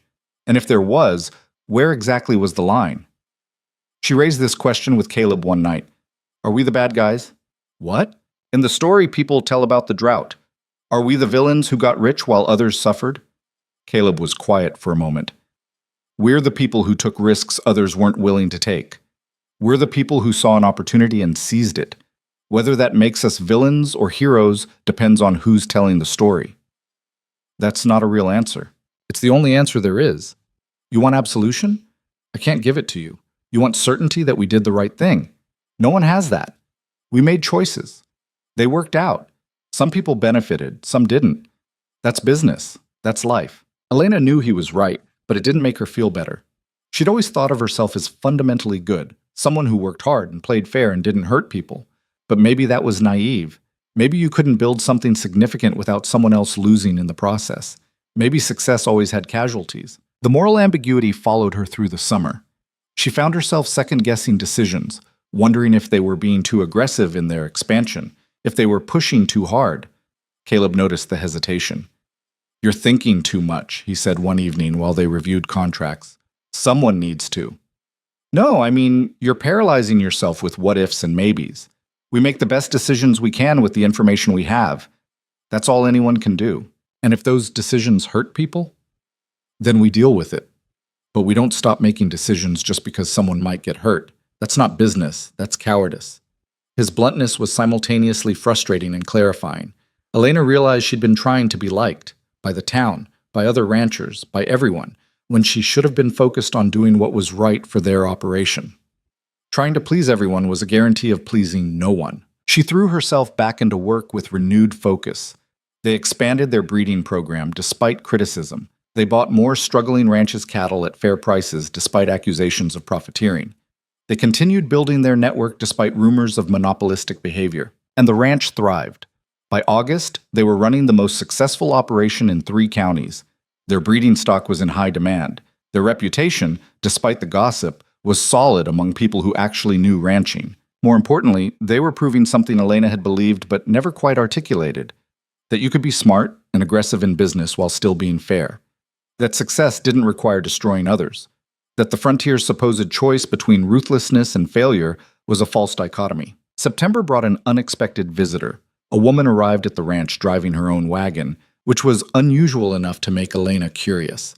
She was probably in her 40s, dressed practically, with the kind of weathered face that came from years of outdoor work. Mrs. Rourke? I'm Catherine Miller. I wrote you a letter back in spring. Elena remembered. The widow from Missouri with the failing farm. You decided to keep the farm. I did. Used your advice about fighting smart, not fighting proud. Sold the parts I couldn't manage, kept the core acreage, hired good help. Been profitable for 3 months now. That's wonderful, but why are you here? Catherine smiled. Because I want to learn your breeding program. I've got good land but mediocre stock. I can pay for consulting services, or we could work out a partnership arrangement. I'm flexible. This was new territory. Elena had sold cattle and given advice, but actual consulting? Partnership with someone she barely knew? The old her would have been cautious, would have run the numbers a dozen times before committing. The new her said, "Come inside, let's talk specifics." They spent 3 hours discussing Catherine's operation, her goals, her resources. Elena was impressed. This woman knew her business and wasn't afraid to acknowledge her limitations. By the end of the conversation, they'd worked out an arrangement. Elena would provide breeding stock and consulting in exchange for a percentage of Catherine's operations profits over the next 3 years. After Catherine left, Caleb said, "You just went into business with someone you met today." I went into business with someone who reminded me of myself 3 years ago. Desperate but competent, proud but practical. That's worth betting on. And if it doesn't work out, then we lose some cattle and some time. But if it does work out, we've expanded our network and helped someone build something real. The upside outweighs the risk. Caleb shook his head, smiling. You never stop, do you? Would you want me to? Absolutely not. The Catherine Miller partnership became a template for others. Over the next year, Elena would establish similar arrangements with 4 more struggling ranchers, mostly women, all of them smart and determined but lacking resources. She wasn't running a charity, every arrangement was structured to benefit the Rourke Ranch, but she was creating opportunities for people who reminded her of who she'd been. The network grew. The ranch's influence expanded beyond just breeding stock into consulting, partnership investments, and regional coordination. Elena found herself in the unlikely position of being sought out for business advice by ranchers twice her age with 3 times her experience. It's because you think different, Joe said one evening. You didn't grow up in ranching, so you don't have all the assumptions the rest of us have. You see possibilities we don't because we're too busy doing things the way they've always been done. Maybe that was true. Or maybe Elena was just stubborn and lucky in equal measure. Either way, it was working. Winter came early that year, catching everyone off guard. By November, they were dealing with snow and cold that wouldn't normally arrive until January. The cattle handled it well. The breeding program had selected for hardiness. But the early winter compressed their timeline for preparations. They worked constantly through November and into December, racing against worsening weather to secure everything that needed securing. Elena found herself thinking about that first winter she'd spent on the ranch, when every task had been foreign and difficult. Now she moved through the work efficiently, automatically, her body remembering what her mind didn't have to consciously direct. On Christmas Eve, they had their traditional quiet dinner with Joe. But this year they also had Robert Chen and his Aunt Mrs. Chen, who'd become more friend than former landlady, and Catherine Miller, who was passing through on business and was invited to stay. The house was crowded and warm and full of conversation. Elena looked around the table and felt something she hadn't felt in years. Contentment. Not happiness exactly. That was too simple. But a deep satisfaction with the life she'd built, the people she'd gathered, the work she did. "What are you thinking?" Caleb asked quietly. "That I'm a long way from counting coins and wondering if I'd eat." "Regret any of it?" "The struggle? Sometimes. The outcome? Never." After dinner, they stood on the porch despite the cold. The snow had stopped falling, leaving everything blanketed in white. The ranch looked peaceful, productive, permanent. "You know what the scary thing is?" Elena said. "We've gotten comfortable. We have money, we have success, we have respect. All the things we fought for." "Why is that scary?" "Because comfortable is when you stop being careful. When you stop seeing opportunities and start protecting what you have. I don't want to become the people we were competing against 3 years ago, so focused on maintaining that we forget how to grow." Caleb pulled her closer. "Then we won't. We keep pushing, keep risking, keep building. That's who we are. Even when it would be easier to just maintain what we have, especially then." They went back inside where it was warm, where their odd collection of friends and employees were telling stories and laughing. The ranch spread out around them in the darkness, solid and real and full of possibility. 3 years ago, Elena had been 1 coin short of homelessness. Now she was standing in a home she'd helped build, surrounded by people she'd helped succeed, looking at a future she'd fought to create. It wasn't perfect. There were still people in town who resented their success. There were still nights when Elena woke up calculating risks and wondering if they'd pushed too far. There were still moments of doubt and fear and uncertainty. But there was also this: warmth and community, and the satisfaction of work that mattered. The knowledge that she'd taken every disadvantage, poverty, gender, inexperience, and refused to let them define her limits. The partnership with someone who saw her as an equal and a complement. Most importantly, there was the future. Not guaranteed, never that, but full of possibility. They'd proven that smart risk-taking worked, that refusing to quit mattered, that sometimes the person everyone counted out was exactly the person who'd win. Elena Rourke, who'd once been so desperate she'd considered eating paste, now stood at the center of a ranching network that spanned 3 counties. She'd built it through intelligence, stubbornness, and the willingness to bet everything when the odds were right, and she wasn't done yet. The winter deepened, harsh and unforgiving, but the ranch weathered it easily. They had resources now, preparations, experience. What would have been a crisis 3 years ago was merely an inconvenience now. In January, Elena received a letter from the Cattle Consortium in Chicago, the same one whose contract they'd rejected. They wanted to try again with better terms, more flexibility, a genuine partnership rather than a subordinate arrangement. Elena read the letter twice, then showed it to Caleb. They're persistent. They recognize value when they see it.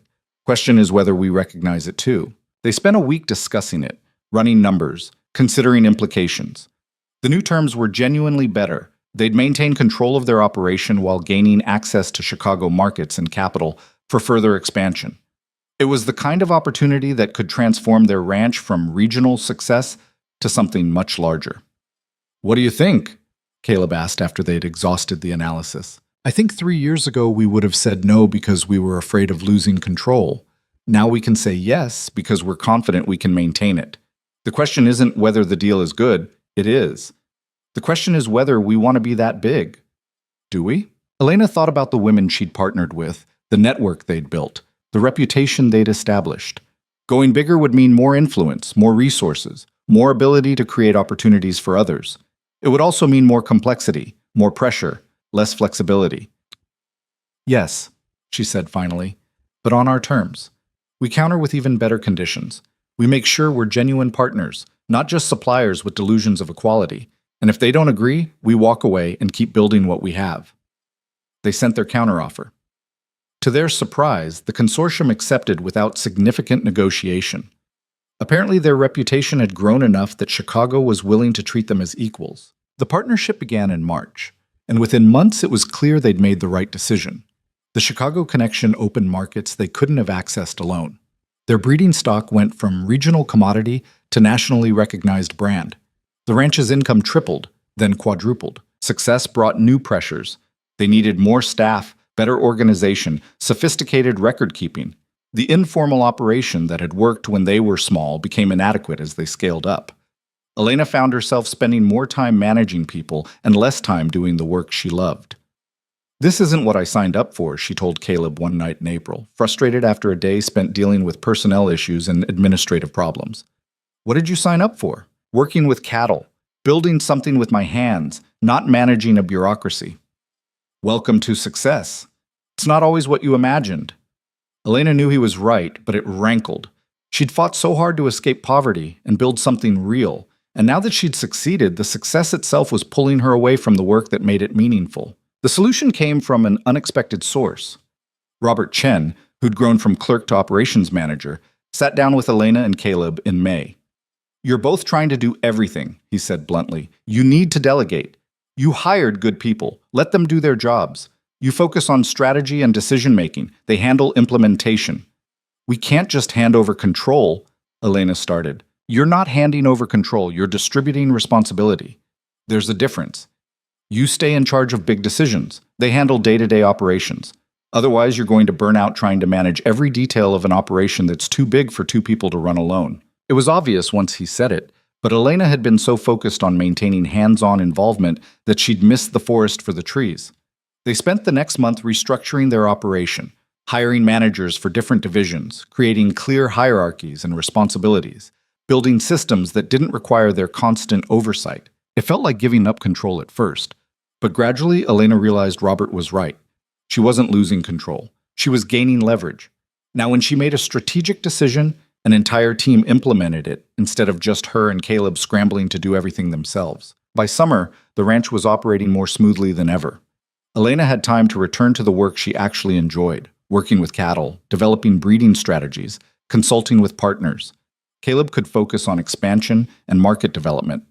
The operation scaled up without collapsing under its own weight. They'd learned another lesson, this one about leadership.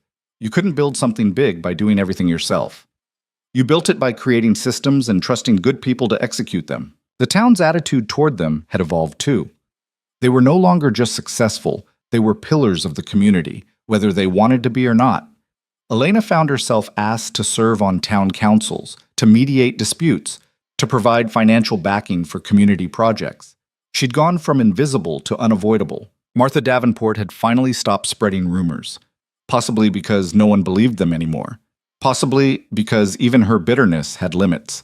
Thomas Garrett, meanwhile, had rebuilt his operation with their help and was now one of their partnership ranchers. He'd swallowed his pride and admitted that Elena had been right about the drought.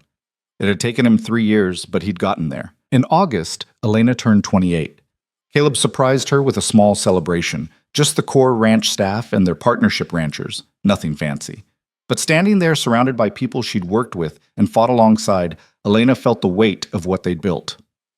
"Speech!" someone called out. Elena groaned. "I'm terrible at speeches."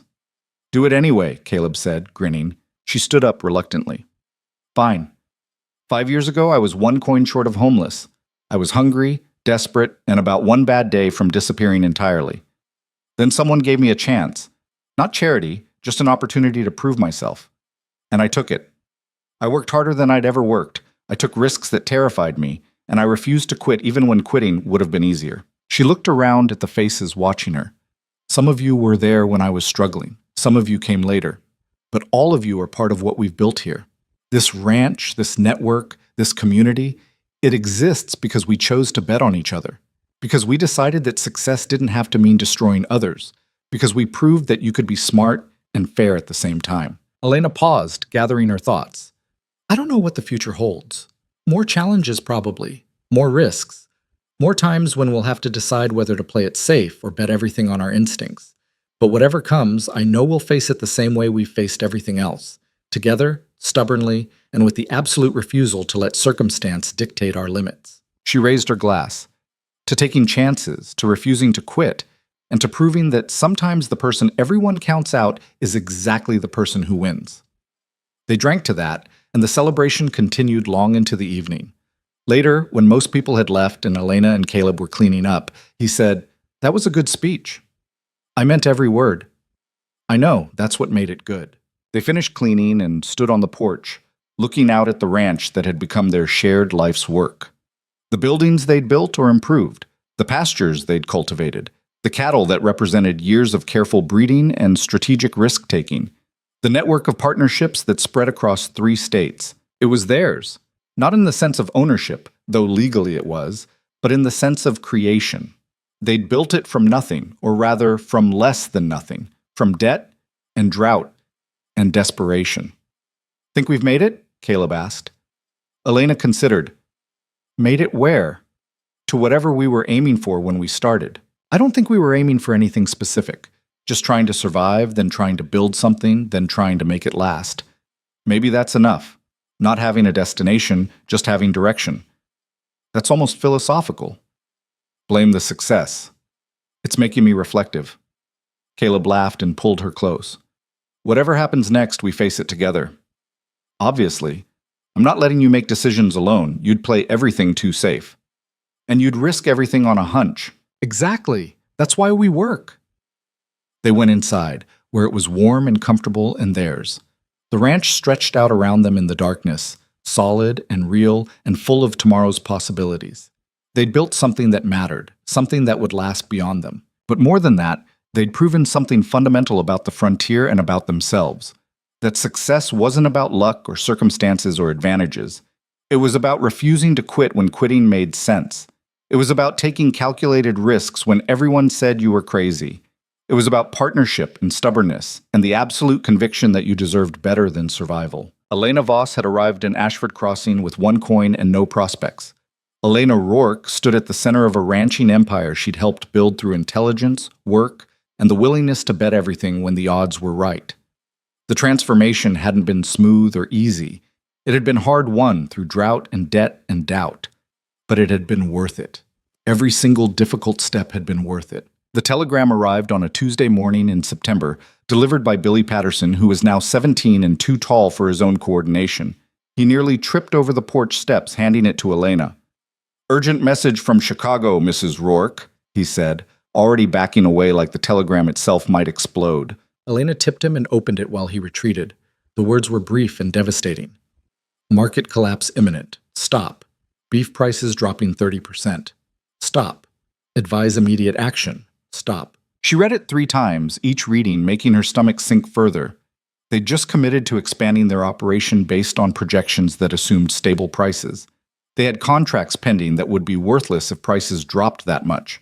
Worse, they'd encouraged their partnership ranchers to expand too, based on the same assumptions. Caleb came out of the barn and saw her face. "What happened? Chicago says the market's about to crash. Beef prices dropping at least 30%, maybe more." "When?" The telegram says imminent. Could be days, could be weeks. Caleb took the telegram, read it himself. His jaw tightened in the way it did when he was calculating bad scenarios. If that's accurate, we're looking at serious losses. The expansion we planned would bankrupt us. And everyone we convinced to expand with us. Elena felt sick. We pushed them to grow. We told them the market was strong. We were wrong. We weren't wrong. The market was strong. Something changed. It doesn't matter. We're still responsible for the advice we gave. They spent the rest of the morning in the office with Robert Chen, running numbers and scenarios. Every calculation looked worse than the last. If prices dropped 30%, they'd survive, but barely. If they dropped more, and market crashes tended to overshoot, they'd be in trouble. Their partnership ranchers, who had less cushion, would be devastated. We need to warn them, Elena said. Give them a chance to prepare. Robert looked up from his ledger. Warn them how? If we tell everyone to sell immediately, we flood the market ourselves and guarantee the crash. If we don't warn them, they get blindsided. There's no good option, Caleb said. Either we cause the problem or we let it happen. Pick your poison. Elena paced the office, mind racing. This was different from the drought. That had been a natural disaster, something no one could control. This was market forces, human decisions, the collective panic of thousands of buyers and sellers all trying to protect themselves. And somehow she had to find a way to navigate it without destroying everyone who'd trusted her judgment. What if we don't sell? She said slowly. Both men looked at her like she'd suggested jumping off a cliff. Hear me out, Elena continued. Everyone's going to panic and sell, right? That's what causes crashes, too much supply, not enough demand. But what if we do the opposite? What if we buy? Buy during a crash? Robert's voice was carefully neutral, the tone of someone trying not to call their boss insane. With what money? We've got credit from the Chicago partnership. Lines of credit we haven't touched. What if we use them to buy cattle when everyone else is selling? Prices will be at rock bottom. We'd be getting premium stock for pennies on the dollar. Caleb was staring at her. That's the same strategy we used during the drought. Because it worked during the drought. Buy low, wait for recovery, sell high. Basic economics. The drought had a natural endpoint. Markets can stay crashed for years, or they can recover in months. Beef consumption isn't going away. People still need to eat. This is panic, not fundamental change. Panic creates opportunity. Robert cleared his throat.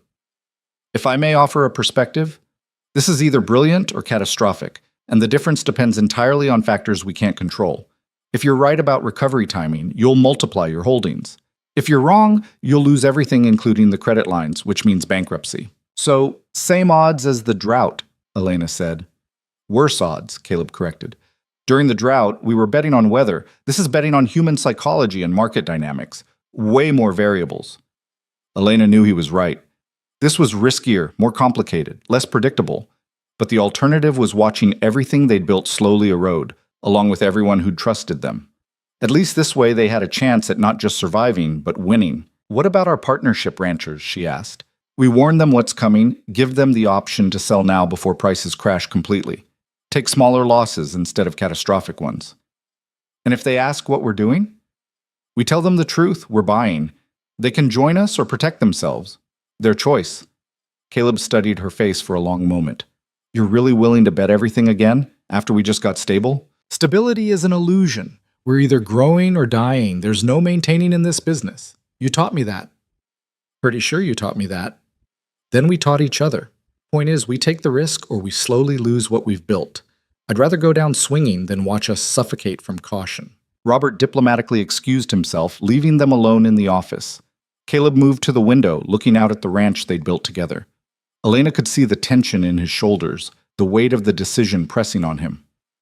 Sarah died because I let her take risks that killed her, he said quietly. I swore I wouldn't make that mistake again. But here you are, proposing we bet everything, and I'm actually considering it. Elena went to stand beside him. Sarah died from pneumonia, not from risk-taking. And I'm not her. I'm not you. We're different people making different choices in different circumstances. Are we? Or are we just repeating the same patterns with different details? Does it matter? Every choice is a risk. Playing it safe is a risk. Doing nothing is a risk. At least this way we're choosing our risk instead of having it chosen for us. Caleb turned to face her. If this goes wrong, then we'll have failed spectacularly while trying something audacious. I can live with that. Can you? He smiled despite everything. You're going to be the death of me. Or the making of you. Coin flip, really. They spent the next week executing their plan. Elena wrote out to each partnership rancher personally, explaining what was coming and giving them honest assessments of their options. Some chose to sell immediately, taking small losses to avoid catastrophic ones.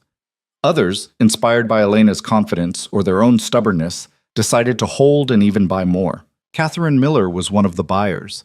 You were right about the farm, she said. You were right about the breeding program. I'm betting you're right about this too. I could be wrong, Elena warned. This is riskier than the drought. You could lose everything. I was going to lose everything before you helped me. At least now I'm losing it while trying to win. That's progress. Thomas Garrett predictably sold everything immediately.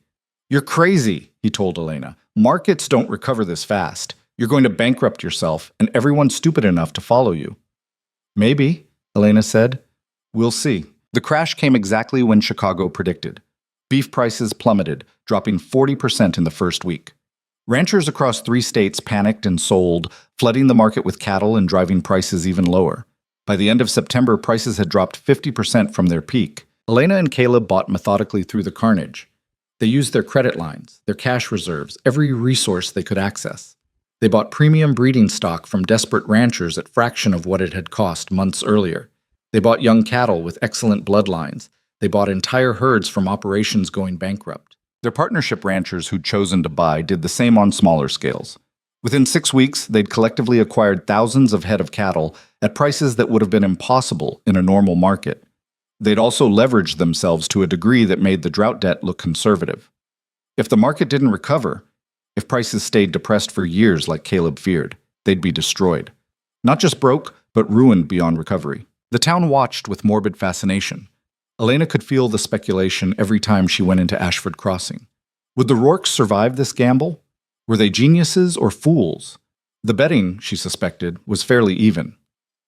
October brought the first signs that maybe they hadn't been completely crazy. Demand started firming up. Chicago and eastern markets, which had pulled back during the panic, began buying again. Not aggressively, but steadily. Prices stabilized, then inched upward. It's not recovery yet, Robert warned. Could just be a dead cat bounce before another drop. But November brought more improvement. Prices climbed 10%, then 15%. The cattle they'd bought at crash prices were now worth significantly more. Not profit yet. They still needed prices to climb another 20% just to break even, but movement in the right direction. December tested everyone's nerves. Prices plateaued, neither climbing nor falling. Every day felt like waiting for a verdict. The ranch's operations continued, but the underlying tension was constant. They'd bet everything on recovery. If it didn't come, they were finished. Elena found herself unable to sleep most nights. She'd lie in bed running calculations, working through scenarios, trying to find angles they'd missed. Caleb wasn't sleeping much either. They'd wake at 3 in the morning and just look at each other in the dark, both thinking the same thing. What if we were wrong? Christmas was subdued that year. They had the usual dinner with their core group, but the celebration felt forced. Everyone was thinking about the market, about the massive debt hanging over them, about what would happen if this didn't work. We'll know soon, Joe said, in what was probably meant to be comforting. One way or another. That was the problem, Elena thought. Soon they'd know if they were brilliant or bankrupt, and there was nothing they could do now but wait. The new year arrived with a blizzard that shut down most travel and business for a week. When the snow finally cleared in mid-January, the news from Chicago was shocking. Prices had jumped 20% in 1 week. Pent-up demand from the holiday season, combined with reduced supply from all the ranchers who'd sold during the panic, had created a shortage. Markets were scrambling to find cattle. Elena and Caleb stood in the office staring at the telegram that confirmed it.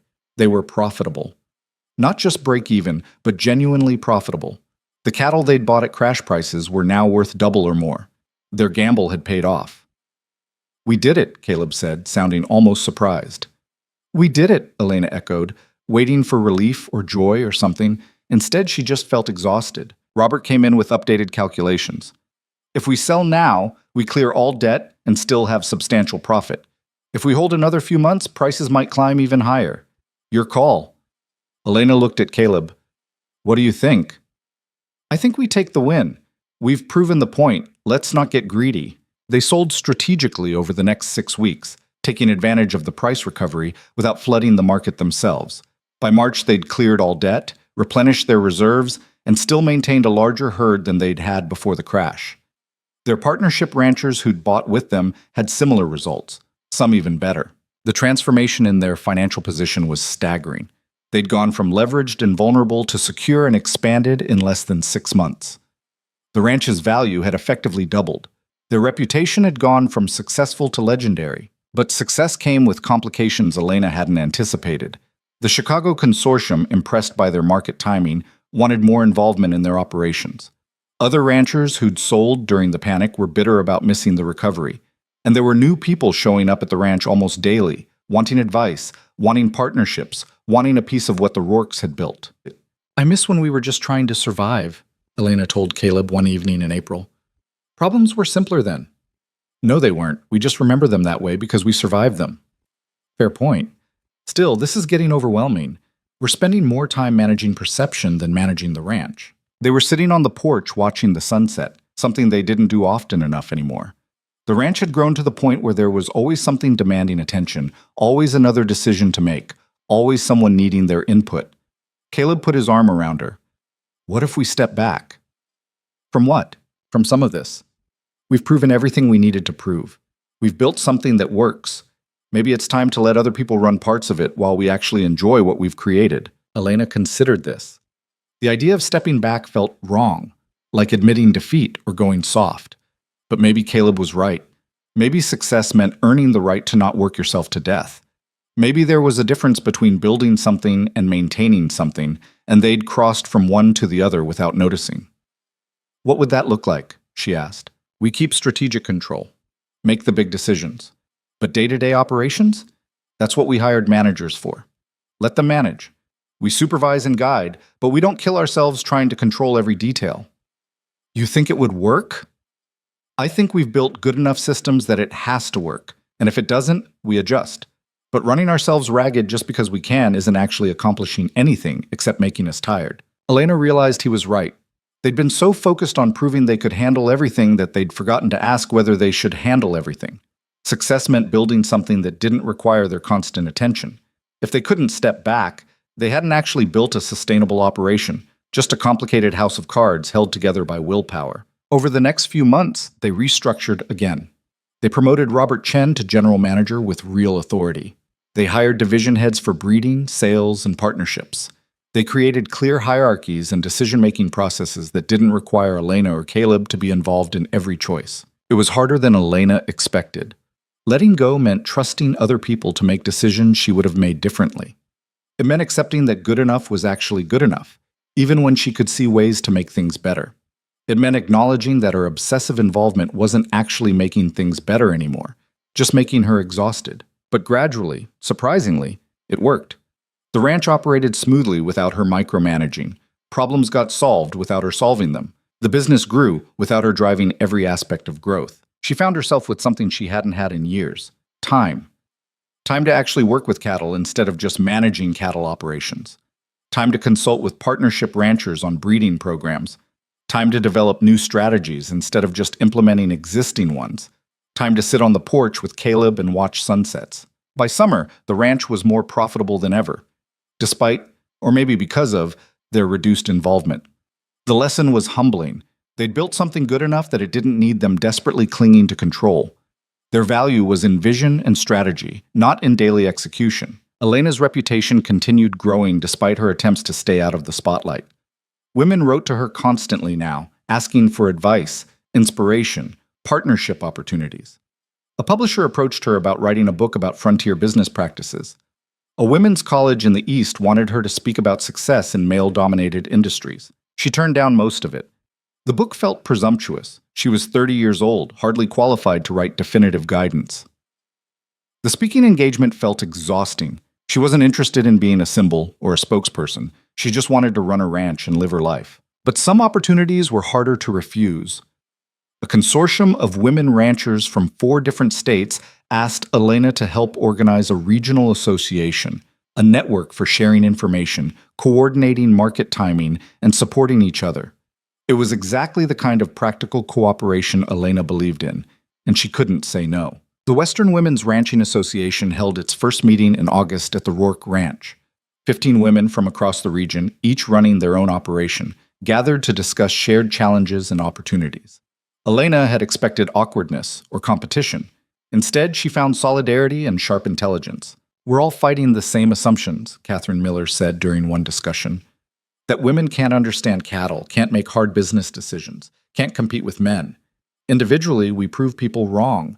Together, we could change the entire industry. They established regular meetings, information sharing protocols, and collective market strategies. It wasn't formal or fancy, just practical cooperation between people who understood that collaboration beat isolation. Within 6 months, the association had 30 members. Within a year, it had genuine influence on regional markets. Elena found herself in the strange position of being a leader of something she'd never meant to lead. She'd just wanted to survive, then to build something stable, then to help others do the same. Somehow that had transformed into being the anchor of a network that was quietly reshaping how ranching worked in 3 states. "You've become what you were trying to avoid," Caleb observed one evening. "A symbol, a leader, someone people look to." "I hate it." "No, you don't. You hate the attention, but you love the work. There's a difference." Elena considered this. He was right, as usual. She did love the work, building networks, solving problems, creating opportunities. What she hated was the pedestal people kept trying to put her on, as if she was somehow special rather than just stubborn and lucky. Fall brought another crisis, this one personal rather than professional. Joe, who'd been with Caleb since before Elena arrived, had a stroke in October. It wasn't fatal, but it was serious enough that he couldn't work anymore. He was 73 and had spent 50 of those years doing hard physical labor. His body had finally said enough. Elena and Caleb visited him at the small house he'd built on ranch property. He looked diminished in bed, frustrated by weakness, angry at his body's betrayal. "This is humiliating," he said. "Can't even feed myself properly." "You're recovering," Elena said. "Give it time." "I don't have time to give. I'm used up, Elena, worn out." This is how it ends. This is how one chapter ends. The next chapter is you recovering and letting us take care of you for once instead of the other way around. Joe's eyes were wet. "I don't have anything saved. No family to take me in. I'm going to be a burden." Caleb leaned forward. "You've worked this ranch for 15 years, helped build everything we have. You think we're going to abandon you now? You've got a house here for as long as you need it, income from the ranch for as long as you live. You're family, Joe. Family doesn't get abandoned." Elena watched Joe try to hold back tears and fail. This tough old man who'd survived decades of frontier hardship, brought low by simple kindness. She reached out and took his hand. "You gave me a chance when I didn't know a fence post from a barn door. You taught me half of what I know about ranching. Let us return the favor." They arranged for care, hired a woman from town to help with daily needs, made sure Joe had everything required for recovery and comfort. It cost money, but they had money now. More importantly, it was the right thing to do. The frontier was brutal enough without treating people like disposable equipment. Joe's stroke made Elena think about longevity and legacy. They'd built something substantial, but what happened to it when they were gone? They had no children, something they'd discussed but never quite gotten around to addressing. The ranch would continue, presumably, but under whose vision? Whose values? She raised this with Caleb one night in November. "What happens to all this when we're gone?" Morbid question, practical question. We've spent years building something that works. Making sure it outlasts us seems like basic planning. Caleb was quiet for a while. "I hadn't thought that far ahead. Been too focused on surviving the present." "Well, we're surviving the present pretty well now. Time to think about the future." They spent the winter working on succession planning, creating structures that would preserve the ranch's values and practices even after they were gone. Establishing trusts to ensure Joe and others who'd helped build the operation were cared for, setting up scholarships for young people, especially women, interested in ranching. It felt strange planning for their absence, like tempting fate. But it also felt responsible. They'd been given chances when they needed them. Passing those chances forward seemed like the minimum requirement for building something meaningful. By spring of 1886, the ranch was in its strongest position yet. Profitable, well-managed, influential beyond just their immediate operations. Elena was 32 and Caleb was 41. They'd built something remarkable from nothing, survived disasters that should have destroyed them, and created opportunities for dozens of others along the way. One April morning, Elena woke up and realized she was happy. Not content. Contentment was passive, was settling, but actively, consciously happy with her life and her choices and what she'd built. It was a strange feeling after so many years of just fighting to survive or succeed. She mentioned this to Caleb over breakfast. "I think I'm actually happy." You say that like it's a disease. It feels dangerous, like acknowledging it might make it go away. Or maybe acknowledging it means you can actually enjoy it instead of always bracing for the next disaster. Elena thought about that. Caleb was right. She'd spent so long in survival mode that she'd forgotten how to appreciate success, how to live in the moment instead of always calculating the next risk. "So what do we do now?" she asked. "What do you mean?" "We've survived poverty, drought, market crashes, everything the frontier could throw at us. We've built this ranch into something bigger than we imagined. We've helped others do the same. What's the next challenge?" Caleb smiled.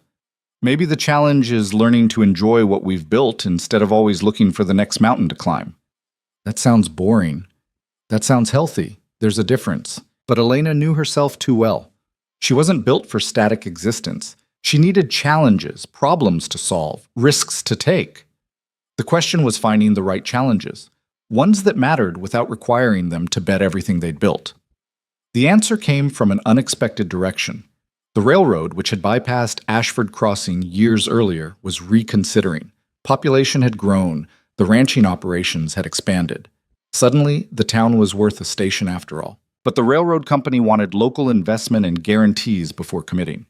They needed ranchers to pledge cargo, townspeople to invest in station construction, proof that Ashford Crossing was viable long-term. The town council approached Elena and Caleb as the obvious coordinators. Could they organize the ranchers, coordinate the investment, make the case to the railroad? It was exactly the kind of challenge Elena had been looking for. Not just building their own operation, but building infrastructure that would benefit everyone, not just surviving, but shaping the region's future. "We'd be committing significant time and resources," Caleb warned. "This isn't our ranch, it's community organizing, different skill set. But same principles," Elena countered. "Identify what people need, create systems that work, convince people to cooperate instead of competing. We've been doing this at ranch scale. Why not regional scale?" They spent the next 6 months as de facto community organizers.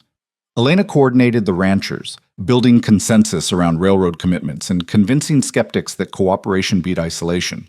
Caleb worked with townspeople on investment structures and station planning.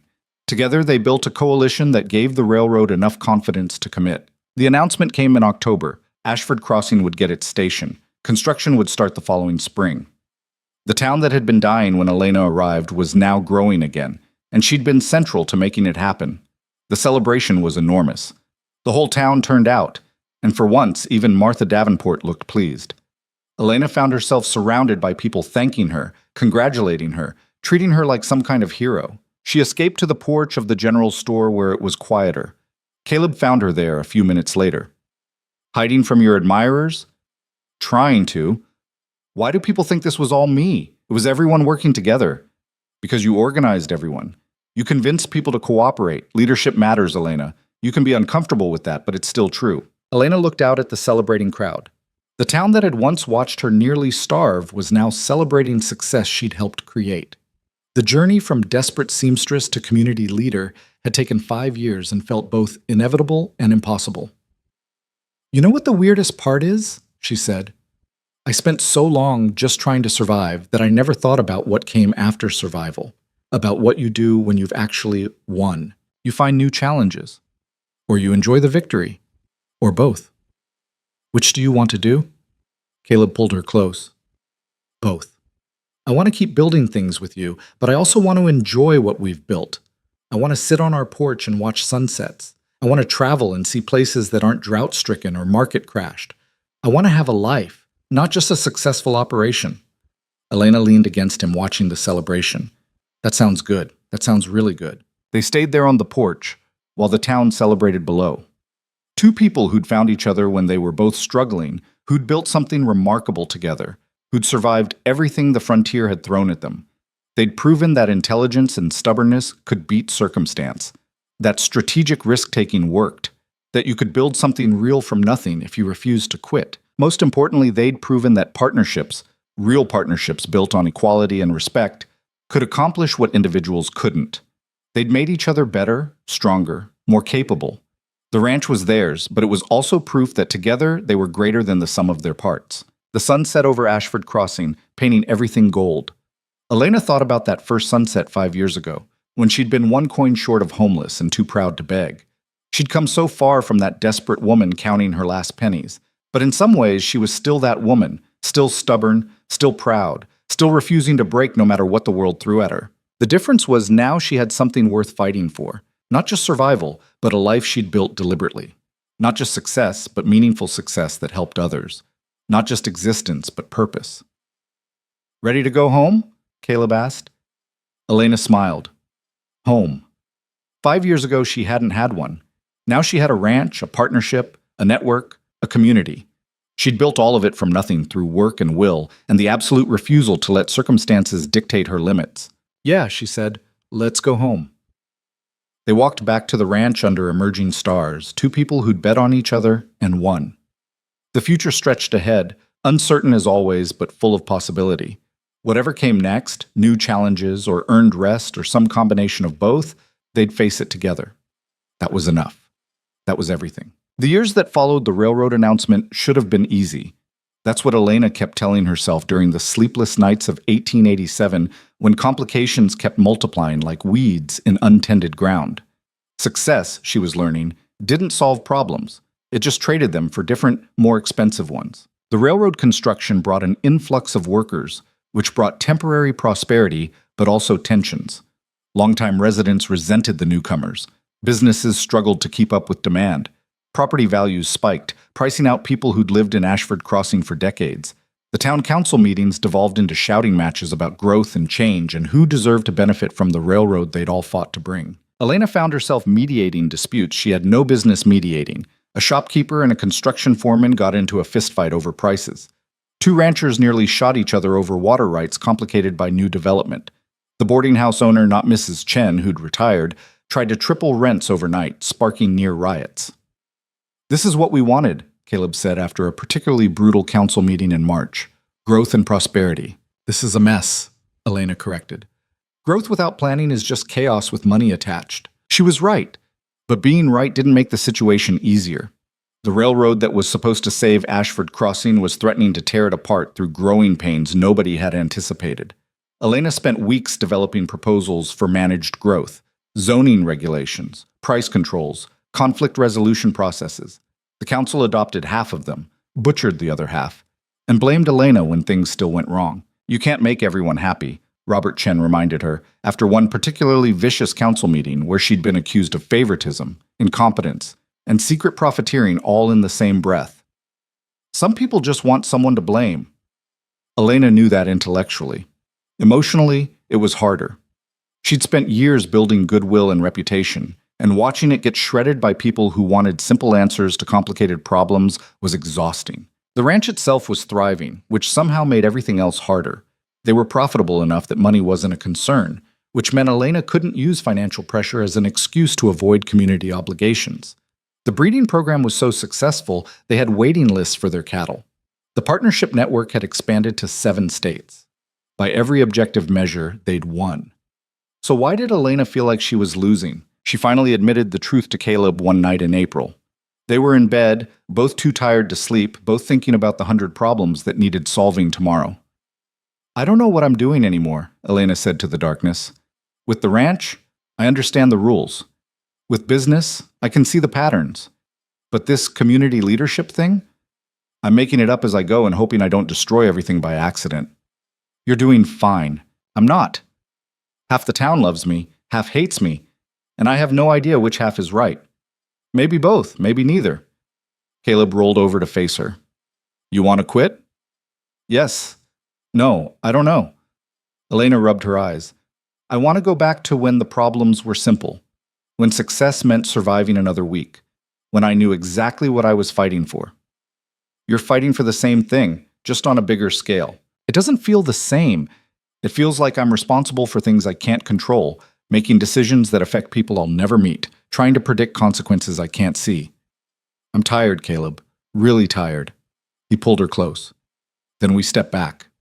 We've got good managers. The ranch runs itself. The partnership network has other leaders. We don't have to be the solution to every problem. People always expect more than anyone can give. That's not your failure. That's just how people are. Elena wanted to believe him, wanted to think she could step back without everything collapsing. But years of being the person who fixed things had trained her to see every problem as her responsibility. The idea of letting go felt like abandonment. The decision was made for her in May when Catherine Miller showed up at the ranch looking worried. Catherine's operation had grown substantially over the past few years, but growth had brought challenges she wasn't equipped to handle. I need advice, Catherine said without preamble. I've got a buyer from Kansas City offering to purchase my whole operation. Good price, clean deal. But taking it means giving up everything I've built. Elena and Catherine sat on the porch while Caleb tactfully disappeared. This was the kind of conversation that needed space and honesty. What do you want to do? Elena asked. That's the problem. I don't know. The money would set me up for life, but the ranch is my life. Selling it feels like selling myself. Elena understood that feeling intimately. Is this buyer someone who'd continue what you've built or gut it for parts? Continue it, probably. He's legitimate, but it wouldn't be mine anymore. I'd just be the woman who had a ranch once, a past tense. They sat in silence for a while. Elena thought about her own journey, from desperate seamstress to successful rancher to reluctant community leader. Each step had felt necessary at the time, but looking back, she couldn't say if the path had been inevitable or just the one she'd chosen without realizing there were alternatives. Can I tell you something honestly? Elena said. Something I haven't admitted to anyone, including myself? Please. Sometimes I wish I'd stayed small, kept the ranch at a manageable size, avoided the partnerships and the expansion and all this responsibility. Just run a good operation and lived a quiet life. Catherine looked shocked. You're the most successful rancher in 4 states. You've built something incredible. I've built something big. I'm not sure that's the same as incredible, and I'm definitely not sure it's made me happier than I would have been staying small. So you think I should sell? I think you should decide what success actually means to you, not what it means to other people. Not what it's supposed to mean, what it means to you, specifically, right now. Catherine absorbed that. And if I don't know, then you figure it out before you make irreversible decisions, because I've spent years chasing what I thought success looked like, and I've achieved it, and I'm still not sure if I made the right choices. Don't do what I did. Think first. After Catherine left, Elena sat on the porch alone for a long time. The conversation had forced her to confront truths she'd been avoiding. She'd achieved everything she'd set out to achieve and more. The ranch was successful, the partnerships were thriving, the community was growing. She'd proven every doubter wrong and exceeded every expectation. And she was miserable. Not all the time. There were still good moments, still satisfaction in work well done, still joy in partnership with Caleb. But underneath it all was a persistent dissatisfaction, a sense that somewhere along the way she'd taken a wrong turn without noticing. Caleb found her there as the sun was setting. He sat down without speaking, just present. After a while, Elena said, I think I need to make some changes. What kind of changes? Big ones. Scary ones. The kind that might make people think I'm crazy or giving up or failing. Tell me. Elena took a breath. I want to sell most of our partnership stakes. Keep a few key relationships, but get out of the network management business. I want to step back from community leadership, let other people fight about the railroad and growth and all of it. I want to shrink our operation back down to something we can actually manage ourselves without an army of employees. Caleb was quiet for a long moment. That's not what I expected you to say. Are you disappointed? Relieved, actually. I've been watching you kill yourself trying to be everything to everyone. Thought I'd have to convince you to slow down. Didn't expect you to figure it out yourself. I'm not sure I figured it out. I'm just sure I can't keep doing this. We've achieved success. Maybe it's time to figure out if we can achieve happiness. They spent the next 3 months methodically restructuring their lives. The partnership network was transitioned to a cooperative structure where decisions were shared among all members instead of funneled through Elena. Most of their expansion investments were sold to other ranchers at fair prices. Their staff was reduced back to core members who actually wanted to do ranch work rather than manage an empire. The response was predictable. Some people were supportive, others accused them of abandoning their responsibilities, of giving up, of betraying people who'd trusted them. The The Chicago consortium was particularly unhappy about losing their star partners. Several partnership ranchers felt abandoned, even though the cooperative structure gave them more control, not less. Elena discovered she cared less about the criticism than she'd expected. Maybe she was finally learning that you couldn't please everyone, and trying to do so was just a path to pleasing no one, including yourself. By fall, the transformation was largely complete. The ranch was back to something resembling its size and scope from 3 years earlier, profitable, manageable, focused on quality over quantity. Elena found herself doing actual ranch work again instead of endless management meetings. The days were long and physical, and deeply satisfying in ways she'd forgotten were possible. "You seem lighter," Joe observed one afternoon. His recovery had been slow but real. He couldn't do heavy work anymore, but he could still sit on the porch and offer commentary, which he considered his primary job now. Lighter how? Less like you're carrying the weight of everyone's expectations. More like you're just living your life. Elena thought about that while checking a cow that looked ready to calve soon. Joe was right. She did feel lighter. The constant pressure to grow, to expand, to prove herself over and over, it was gone. In its place was simple satisfaction in work that mattered without needing to matter to everyone. The railroad was completed in October, bringing the promised connection to larger markets and easier transport. The town celebrated with a dedication ceremony that Elena attended but didn't speak at. Others gave speeches about vision and progress and community achievement. Elena just watched and felt proud of something she'd helped build without needing credit for building it. Afterward, Martha Davenport approached her, a rare occurrence that immediately put Elena on guard. "I hear you've been selling off your interests," Martha said. "Giving up?"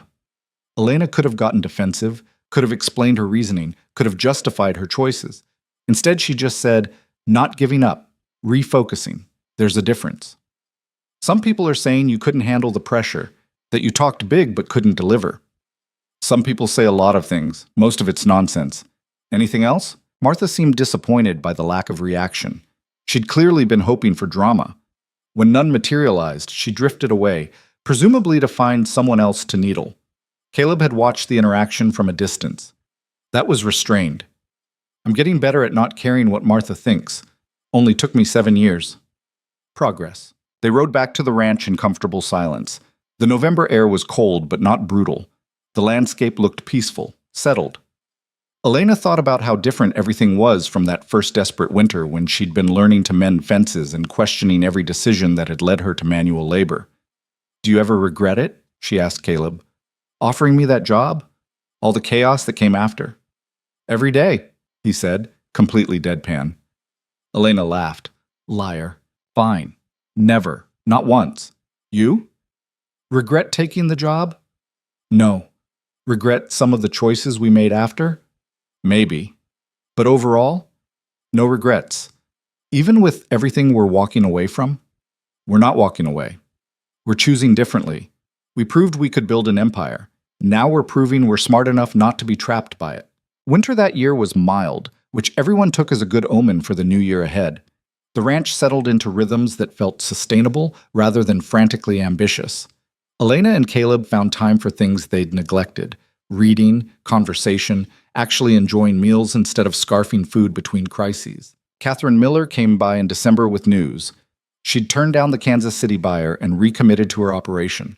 But she'd followed Elena's example, scaling back to something manageable rather than pushing for maximum growth. "Turns out, I don't actually want to be you," Catherine said, smiling to take the sting out of it. "No offense." "None taken. I don't want to be me either, at least not the me I was trying to be. That's the whole point." They talked for hours about the difference between success and satisfaction, between achievement and happiness, between building something impressive and building something you actually wanted to live with. It was a conversation Elena wished she'd had years earlier, but maybe she couldn't have heard it until she'd learned the lessons herself. As 1888 began, Elena found herself in an unfamiliar position: content, not ecstatically happy every moment, not free of worry or challenge, but genuinely content with her life and choices. The ranch was stable, the marriage was strong, the work was satisfying, the future was uncertain, but not terrifying. She mentioned this to Caleb one morning in January. "I think I might actually be content." "Is that allowed?" "I'm not sure. Feels suspicious, like the universe is setting me up for disaster." Or maybe you've earned some peace. That's allowed too.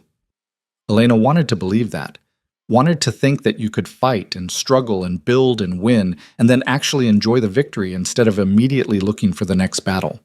Maybe that was the real challenge, learning when to stop fighting. The challenge of contentment was tested in March when Elena discovered she was pregnant. At 33, after years of assuming children weren't in their future, the news was shocking. She sat in the doctor's office in town, trying to process what this meant for everything they'd just rebuilt. She told Caleb that evening after dinner. His reaction was complicated, joy mixed with fear mixed with the same overwhelmed uncertainty Elena was feeling. "We never talked about this seriously," he said. "I know. I thought it wasn't going to happen. We've been married 6 years. I figured if it was going to happen, it would have by now." "Are you happy about it?" Elena considered. "Terrified. Also, yes. Also have no idea what this means for the ranch and our lives and everything we've built. We'll figure it out. We always do. But figuring it out proved harder than either expected. Pregnancy was physically demanding in ways that made ranch work difficult. Elena's energy levels crashed. Morning sickness was brutal and lasted well into the second trimester. The work she'd been enjoying became exhausting. More challenging was the mental adjustment. They'd built a life around two people who could work long hours and take risks and change plans quickly. A child would disrupt all of that, would require different priorities, different schedules, different everything. "I'm not ready for this," Elena admitted to Caleb one night in April. "I thought I was ready for anything, but this? I have no idea what I'm doing." "Neither do I. We learn together? What if we're terrible at it? Then we'll be terrible at it together, and the kid will turn out weird but loved. Could be worse." Elena wanted his certainty, but couldn't quite feel it herself. She'd spent so many years being competent, being the person who had answers, being someone people looked to. Pregnancy reduced her to feeling helpless and overwhelmed, reminded her she didn't actually control nearly as much as she'd convinced herself she did. The ranch work continued, but with adjustments. Elena did less physical labor and more planning and coordination. They hired additional help to cover what she couldn't do. The operation adapted, which was both reassuring and frustrating. Reassuring that it could function without her constant involvement. Frustrating that she'd apparently been less essential than she'd thought. Summer brought physical relief as the worst of the pregnancy symptoms faded, but psychological complexity intensified. Elena found herself thinking about her own mother, who died when Elena was young. What had her mother thought about raising a daughter in such harsh circumstances? What wisdom had Elena missed by losing her so early? She also thought about her father, whose failures had shaped so much of her drive to succeed. Would her child see her the same way someday? As a cautionary tale of ambition gone wrong? Or would they understand the choices she'd made and why she'd made them? "You're overthinking this," Caleb said when she shared these worries. "Kids don't need perfect parents. They need present ones who care." "How do you know?" "I don't. But it sounds right, doesn't it?" It did sound right. Elena tried to hold on to that thought during the moments when fear threatened to overwhelm her. The baby arrived in early October, a girl they named Sarah after Caleb's first wife. Elena had suggested it months earlier, expecting resistance. Instead, Caleb had cried and said it would be an honor to carry Sarah's memory forward in this way. Labor was brutal, 30 hours that felt like 30 years. When it was finally over and the doctor placed the baby in Elena's arms, she felt a rush of emotions so complex she couldn't begin to parse them. Love, certainly. Fear, absolutely. Wonder at this tiny person who was somehow partially her creation. Terror at the responsibility she'd just taken on. "She's perfect," Caleb said, voice rough with emotion. Sarah was not perfect. She was red and wrinkled and loud. But she was theirs. And that was something Elena hadn't quite grasped until that moment. The fierce protectiveness that came with having created another person. Whatever else happened, this child's well-being was now more important than anything Elena had previously considered important. The first few months were harder than anything Elena had experienced, including poverty and drought and market crashes. Sleepless nights, constant feeding, the anxiety of not knowing if you were doing anything right. The ranch faded to background concern. Business decisions waited. Everything narrowed to the basic cycle of caring for this tiny, demanding creature. "I used to think running a ranch was hard," Elena said to Caleb one morning after a particularly sleepless night. "I was an idiot.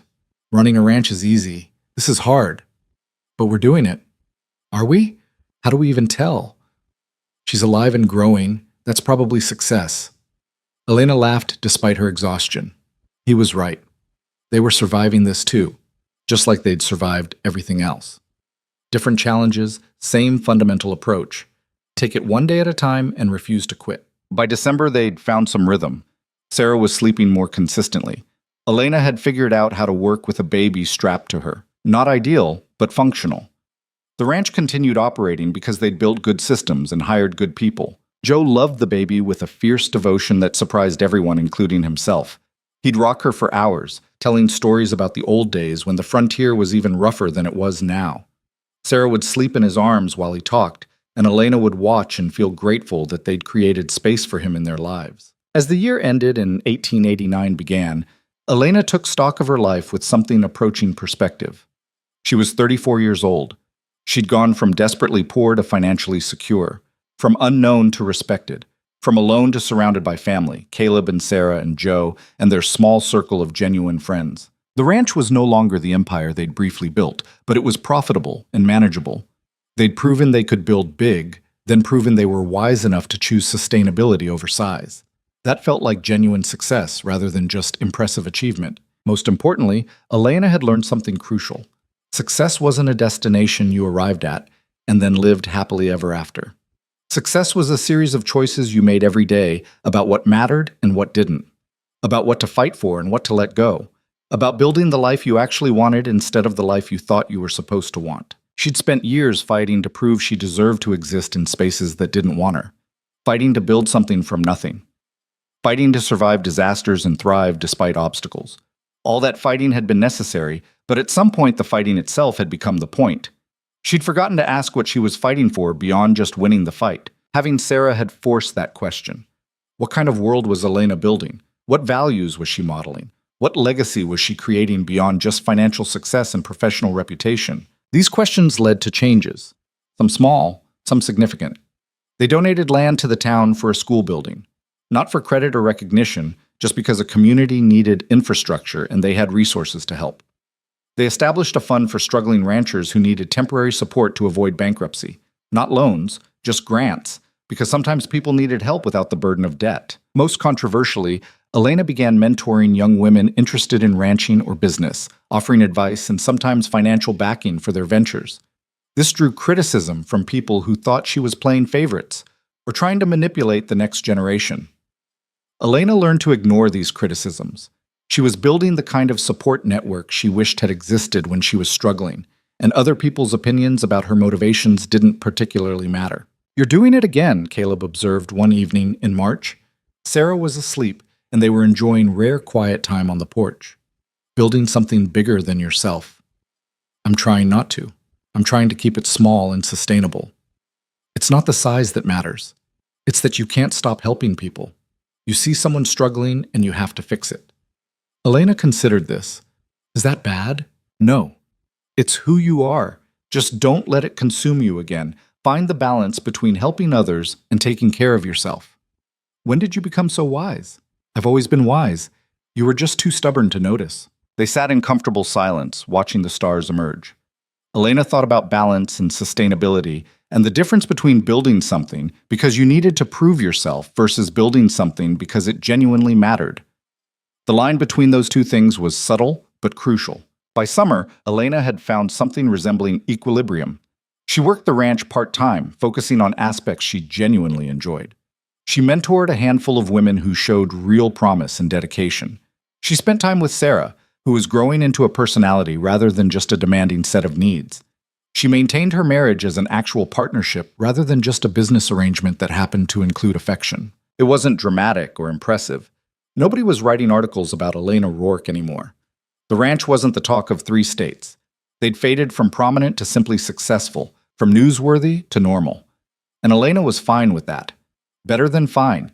She was content in ways she'd never been during the height of their prominence.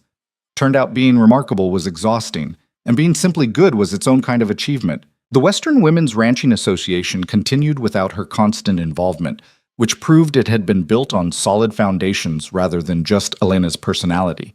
Catherine Miller had taken over much of the leadership, and under her guidance, the organization had grown more democratic and less dependent on any single person. This felt like success. Building something that didn't need you was harder than building something that did, but more sustainable. One afternoon in August, Elena took Sarah to visit the old workshop where she'd once struggled to survive. The building was still there, though it housed a different business now. Elena stood outside, holding her daughter, remembering the person she'd been 7 years earlier. That Elena, desperate, proud, one coin short of disappearing, felt like someone from another lifetime. But she was also the foundation of everything that came after. Without that struggle, without that refusal to break, none of this would exist. Your mother almost didn't make it, Elena told Sarah, who was too young to understand but old enough to listen. She was hungry and broke, and the world didn't care if she lived or died. But she chose to live, chose to fight, chose to take help when it was offered, even though her pride screamed that accepting help was the same as admitting defeat. Sarah grabbed Elena's hair and pulled, which seemed like appropriate commentary. "Point taken," Elena said. "I'm being dramatic. But it's true, little one. The life you have, the ranch, the family, the security, exists because your mother was too stubborn to quit and your father was kind enough to give her a chance. Remember that when you're older. Remember that your circumstances don't define your possibilities. You define your possibilities by refusing to let circumstances have the last word." Walking back to the ranch, Elena thought about legacy and meaning and what mattered in the end. She'd achieved financial success, built a respected operation, proven doubters wrong, helped others succeed. Those were real accomplishments. But what she was most proud of was simpler. She'd survived when survival seemed impossible.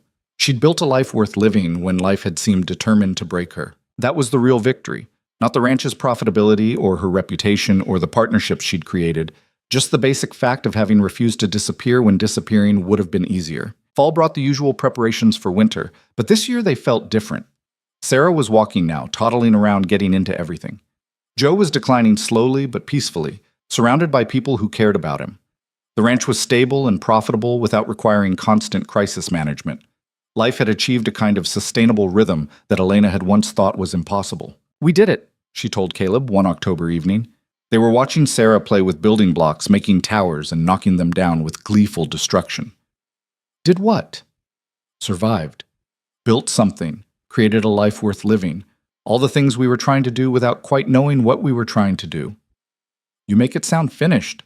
Not finished, just reached a point where I can look back and say it was worth it. The struggle, the fear, the risk, all worth it for this. Caleb pulled her close. Even the parts where we nearly lost everything? Especially those parts. They taught us what mattered. You can't appreciate success without experiencing the alternative. As winter approached, Elena found herself reflecting on the journey more than usual. Maybe it was reaching a natural pause point in life. Maybe it was watching Sarah grow and wondering what world they were raising her in. Maybe it was just the perspective that came with time and distance from desperate circumstances. What struck her most was how wrong she'd been about almost everything at the beginning. She'd thought survival was the goal, when really survival was just the foundation for building something more. She'd thought success meant never being vulnerable again, when really success meant having enough security to take meaningful risks.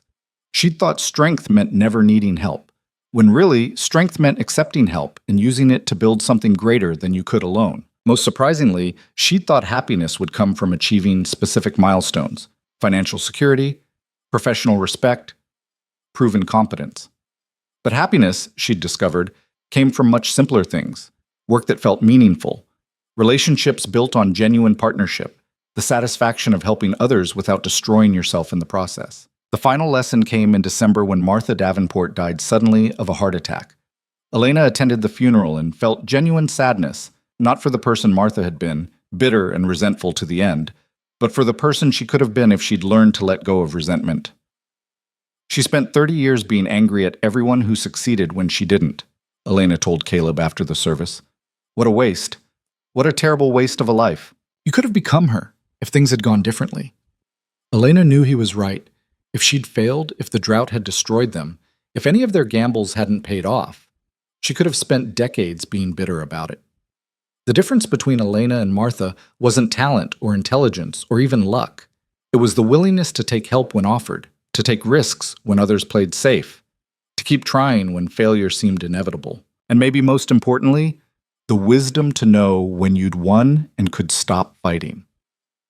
As 1890 began, Elena Rourke stood on the porch of her ranch house, watching her daughter play in the snow while her husband worked in the barn and Joe dozed in his chair. The ranch spread around her, solid and real and hers. Not the empire they'd briefly built, but something better. A life they'd chosen deliberately. She thought about that desperate woman counting coins 7 years earlier, wondering if she'd eat that week. That woman would have been amazed by this. Not just the material success, but the fullness of life, the richness of relationships, the simple satisfaction of having built something meaningful. Elena raised her coffee cup in a silent toast to that earlier version of herself. Thank you for not quitting. Thank you for being too proud to beg, but smart enough to accept help. Thank you for taking the first risk, which made all the others possible. The frontier had been brutal to her, testing her in ways she hadn't been prepared for.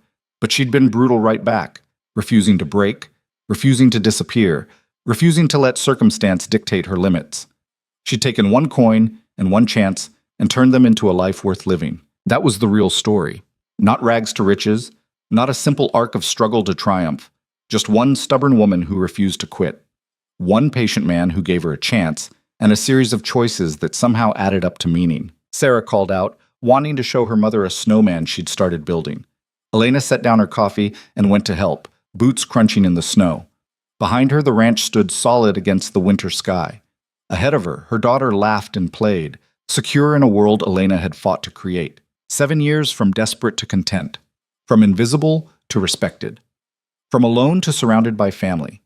The journey hadn't been smooth or easy or what she'd expected, but it had been hers, and she'd walked it with courage and stubbornness and eventually wisdom. In the end, that was enough. Not perfection, not complete victory, not a life without struggle or doubt. Just enough. Enough love, enough security, enough meaning, enough satisfaction. After spending years fighting for more, Elena had finally learned to appreciate enough. And in that appreciation, she found something she'd been chasing without knowing it: peace.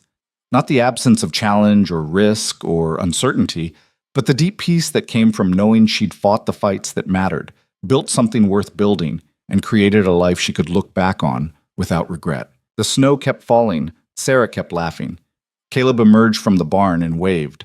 Joe woke up and called for coffee. The ranch continued its rhythms, unconcerned with drama or destiny, just existing steadily through another winter day. Elena stood in the middle of it all and smiled. This was success.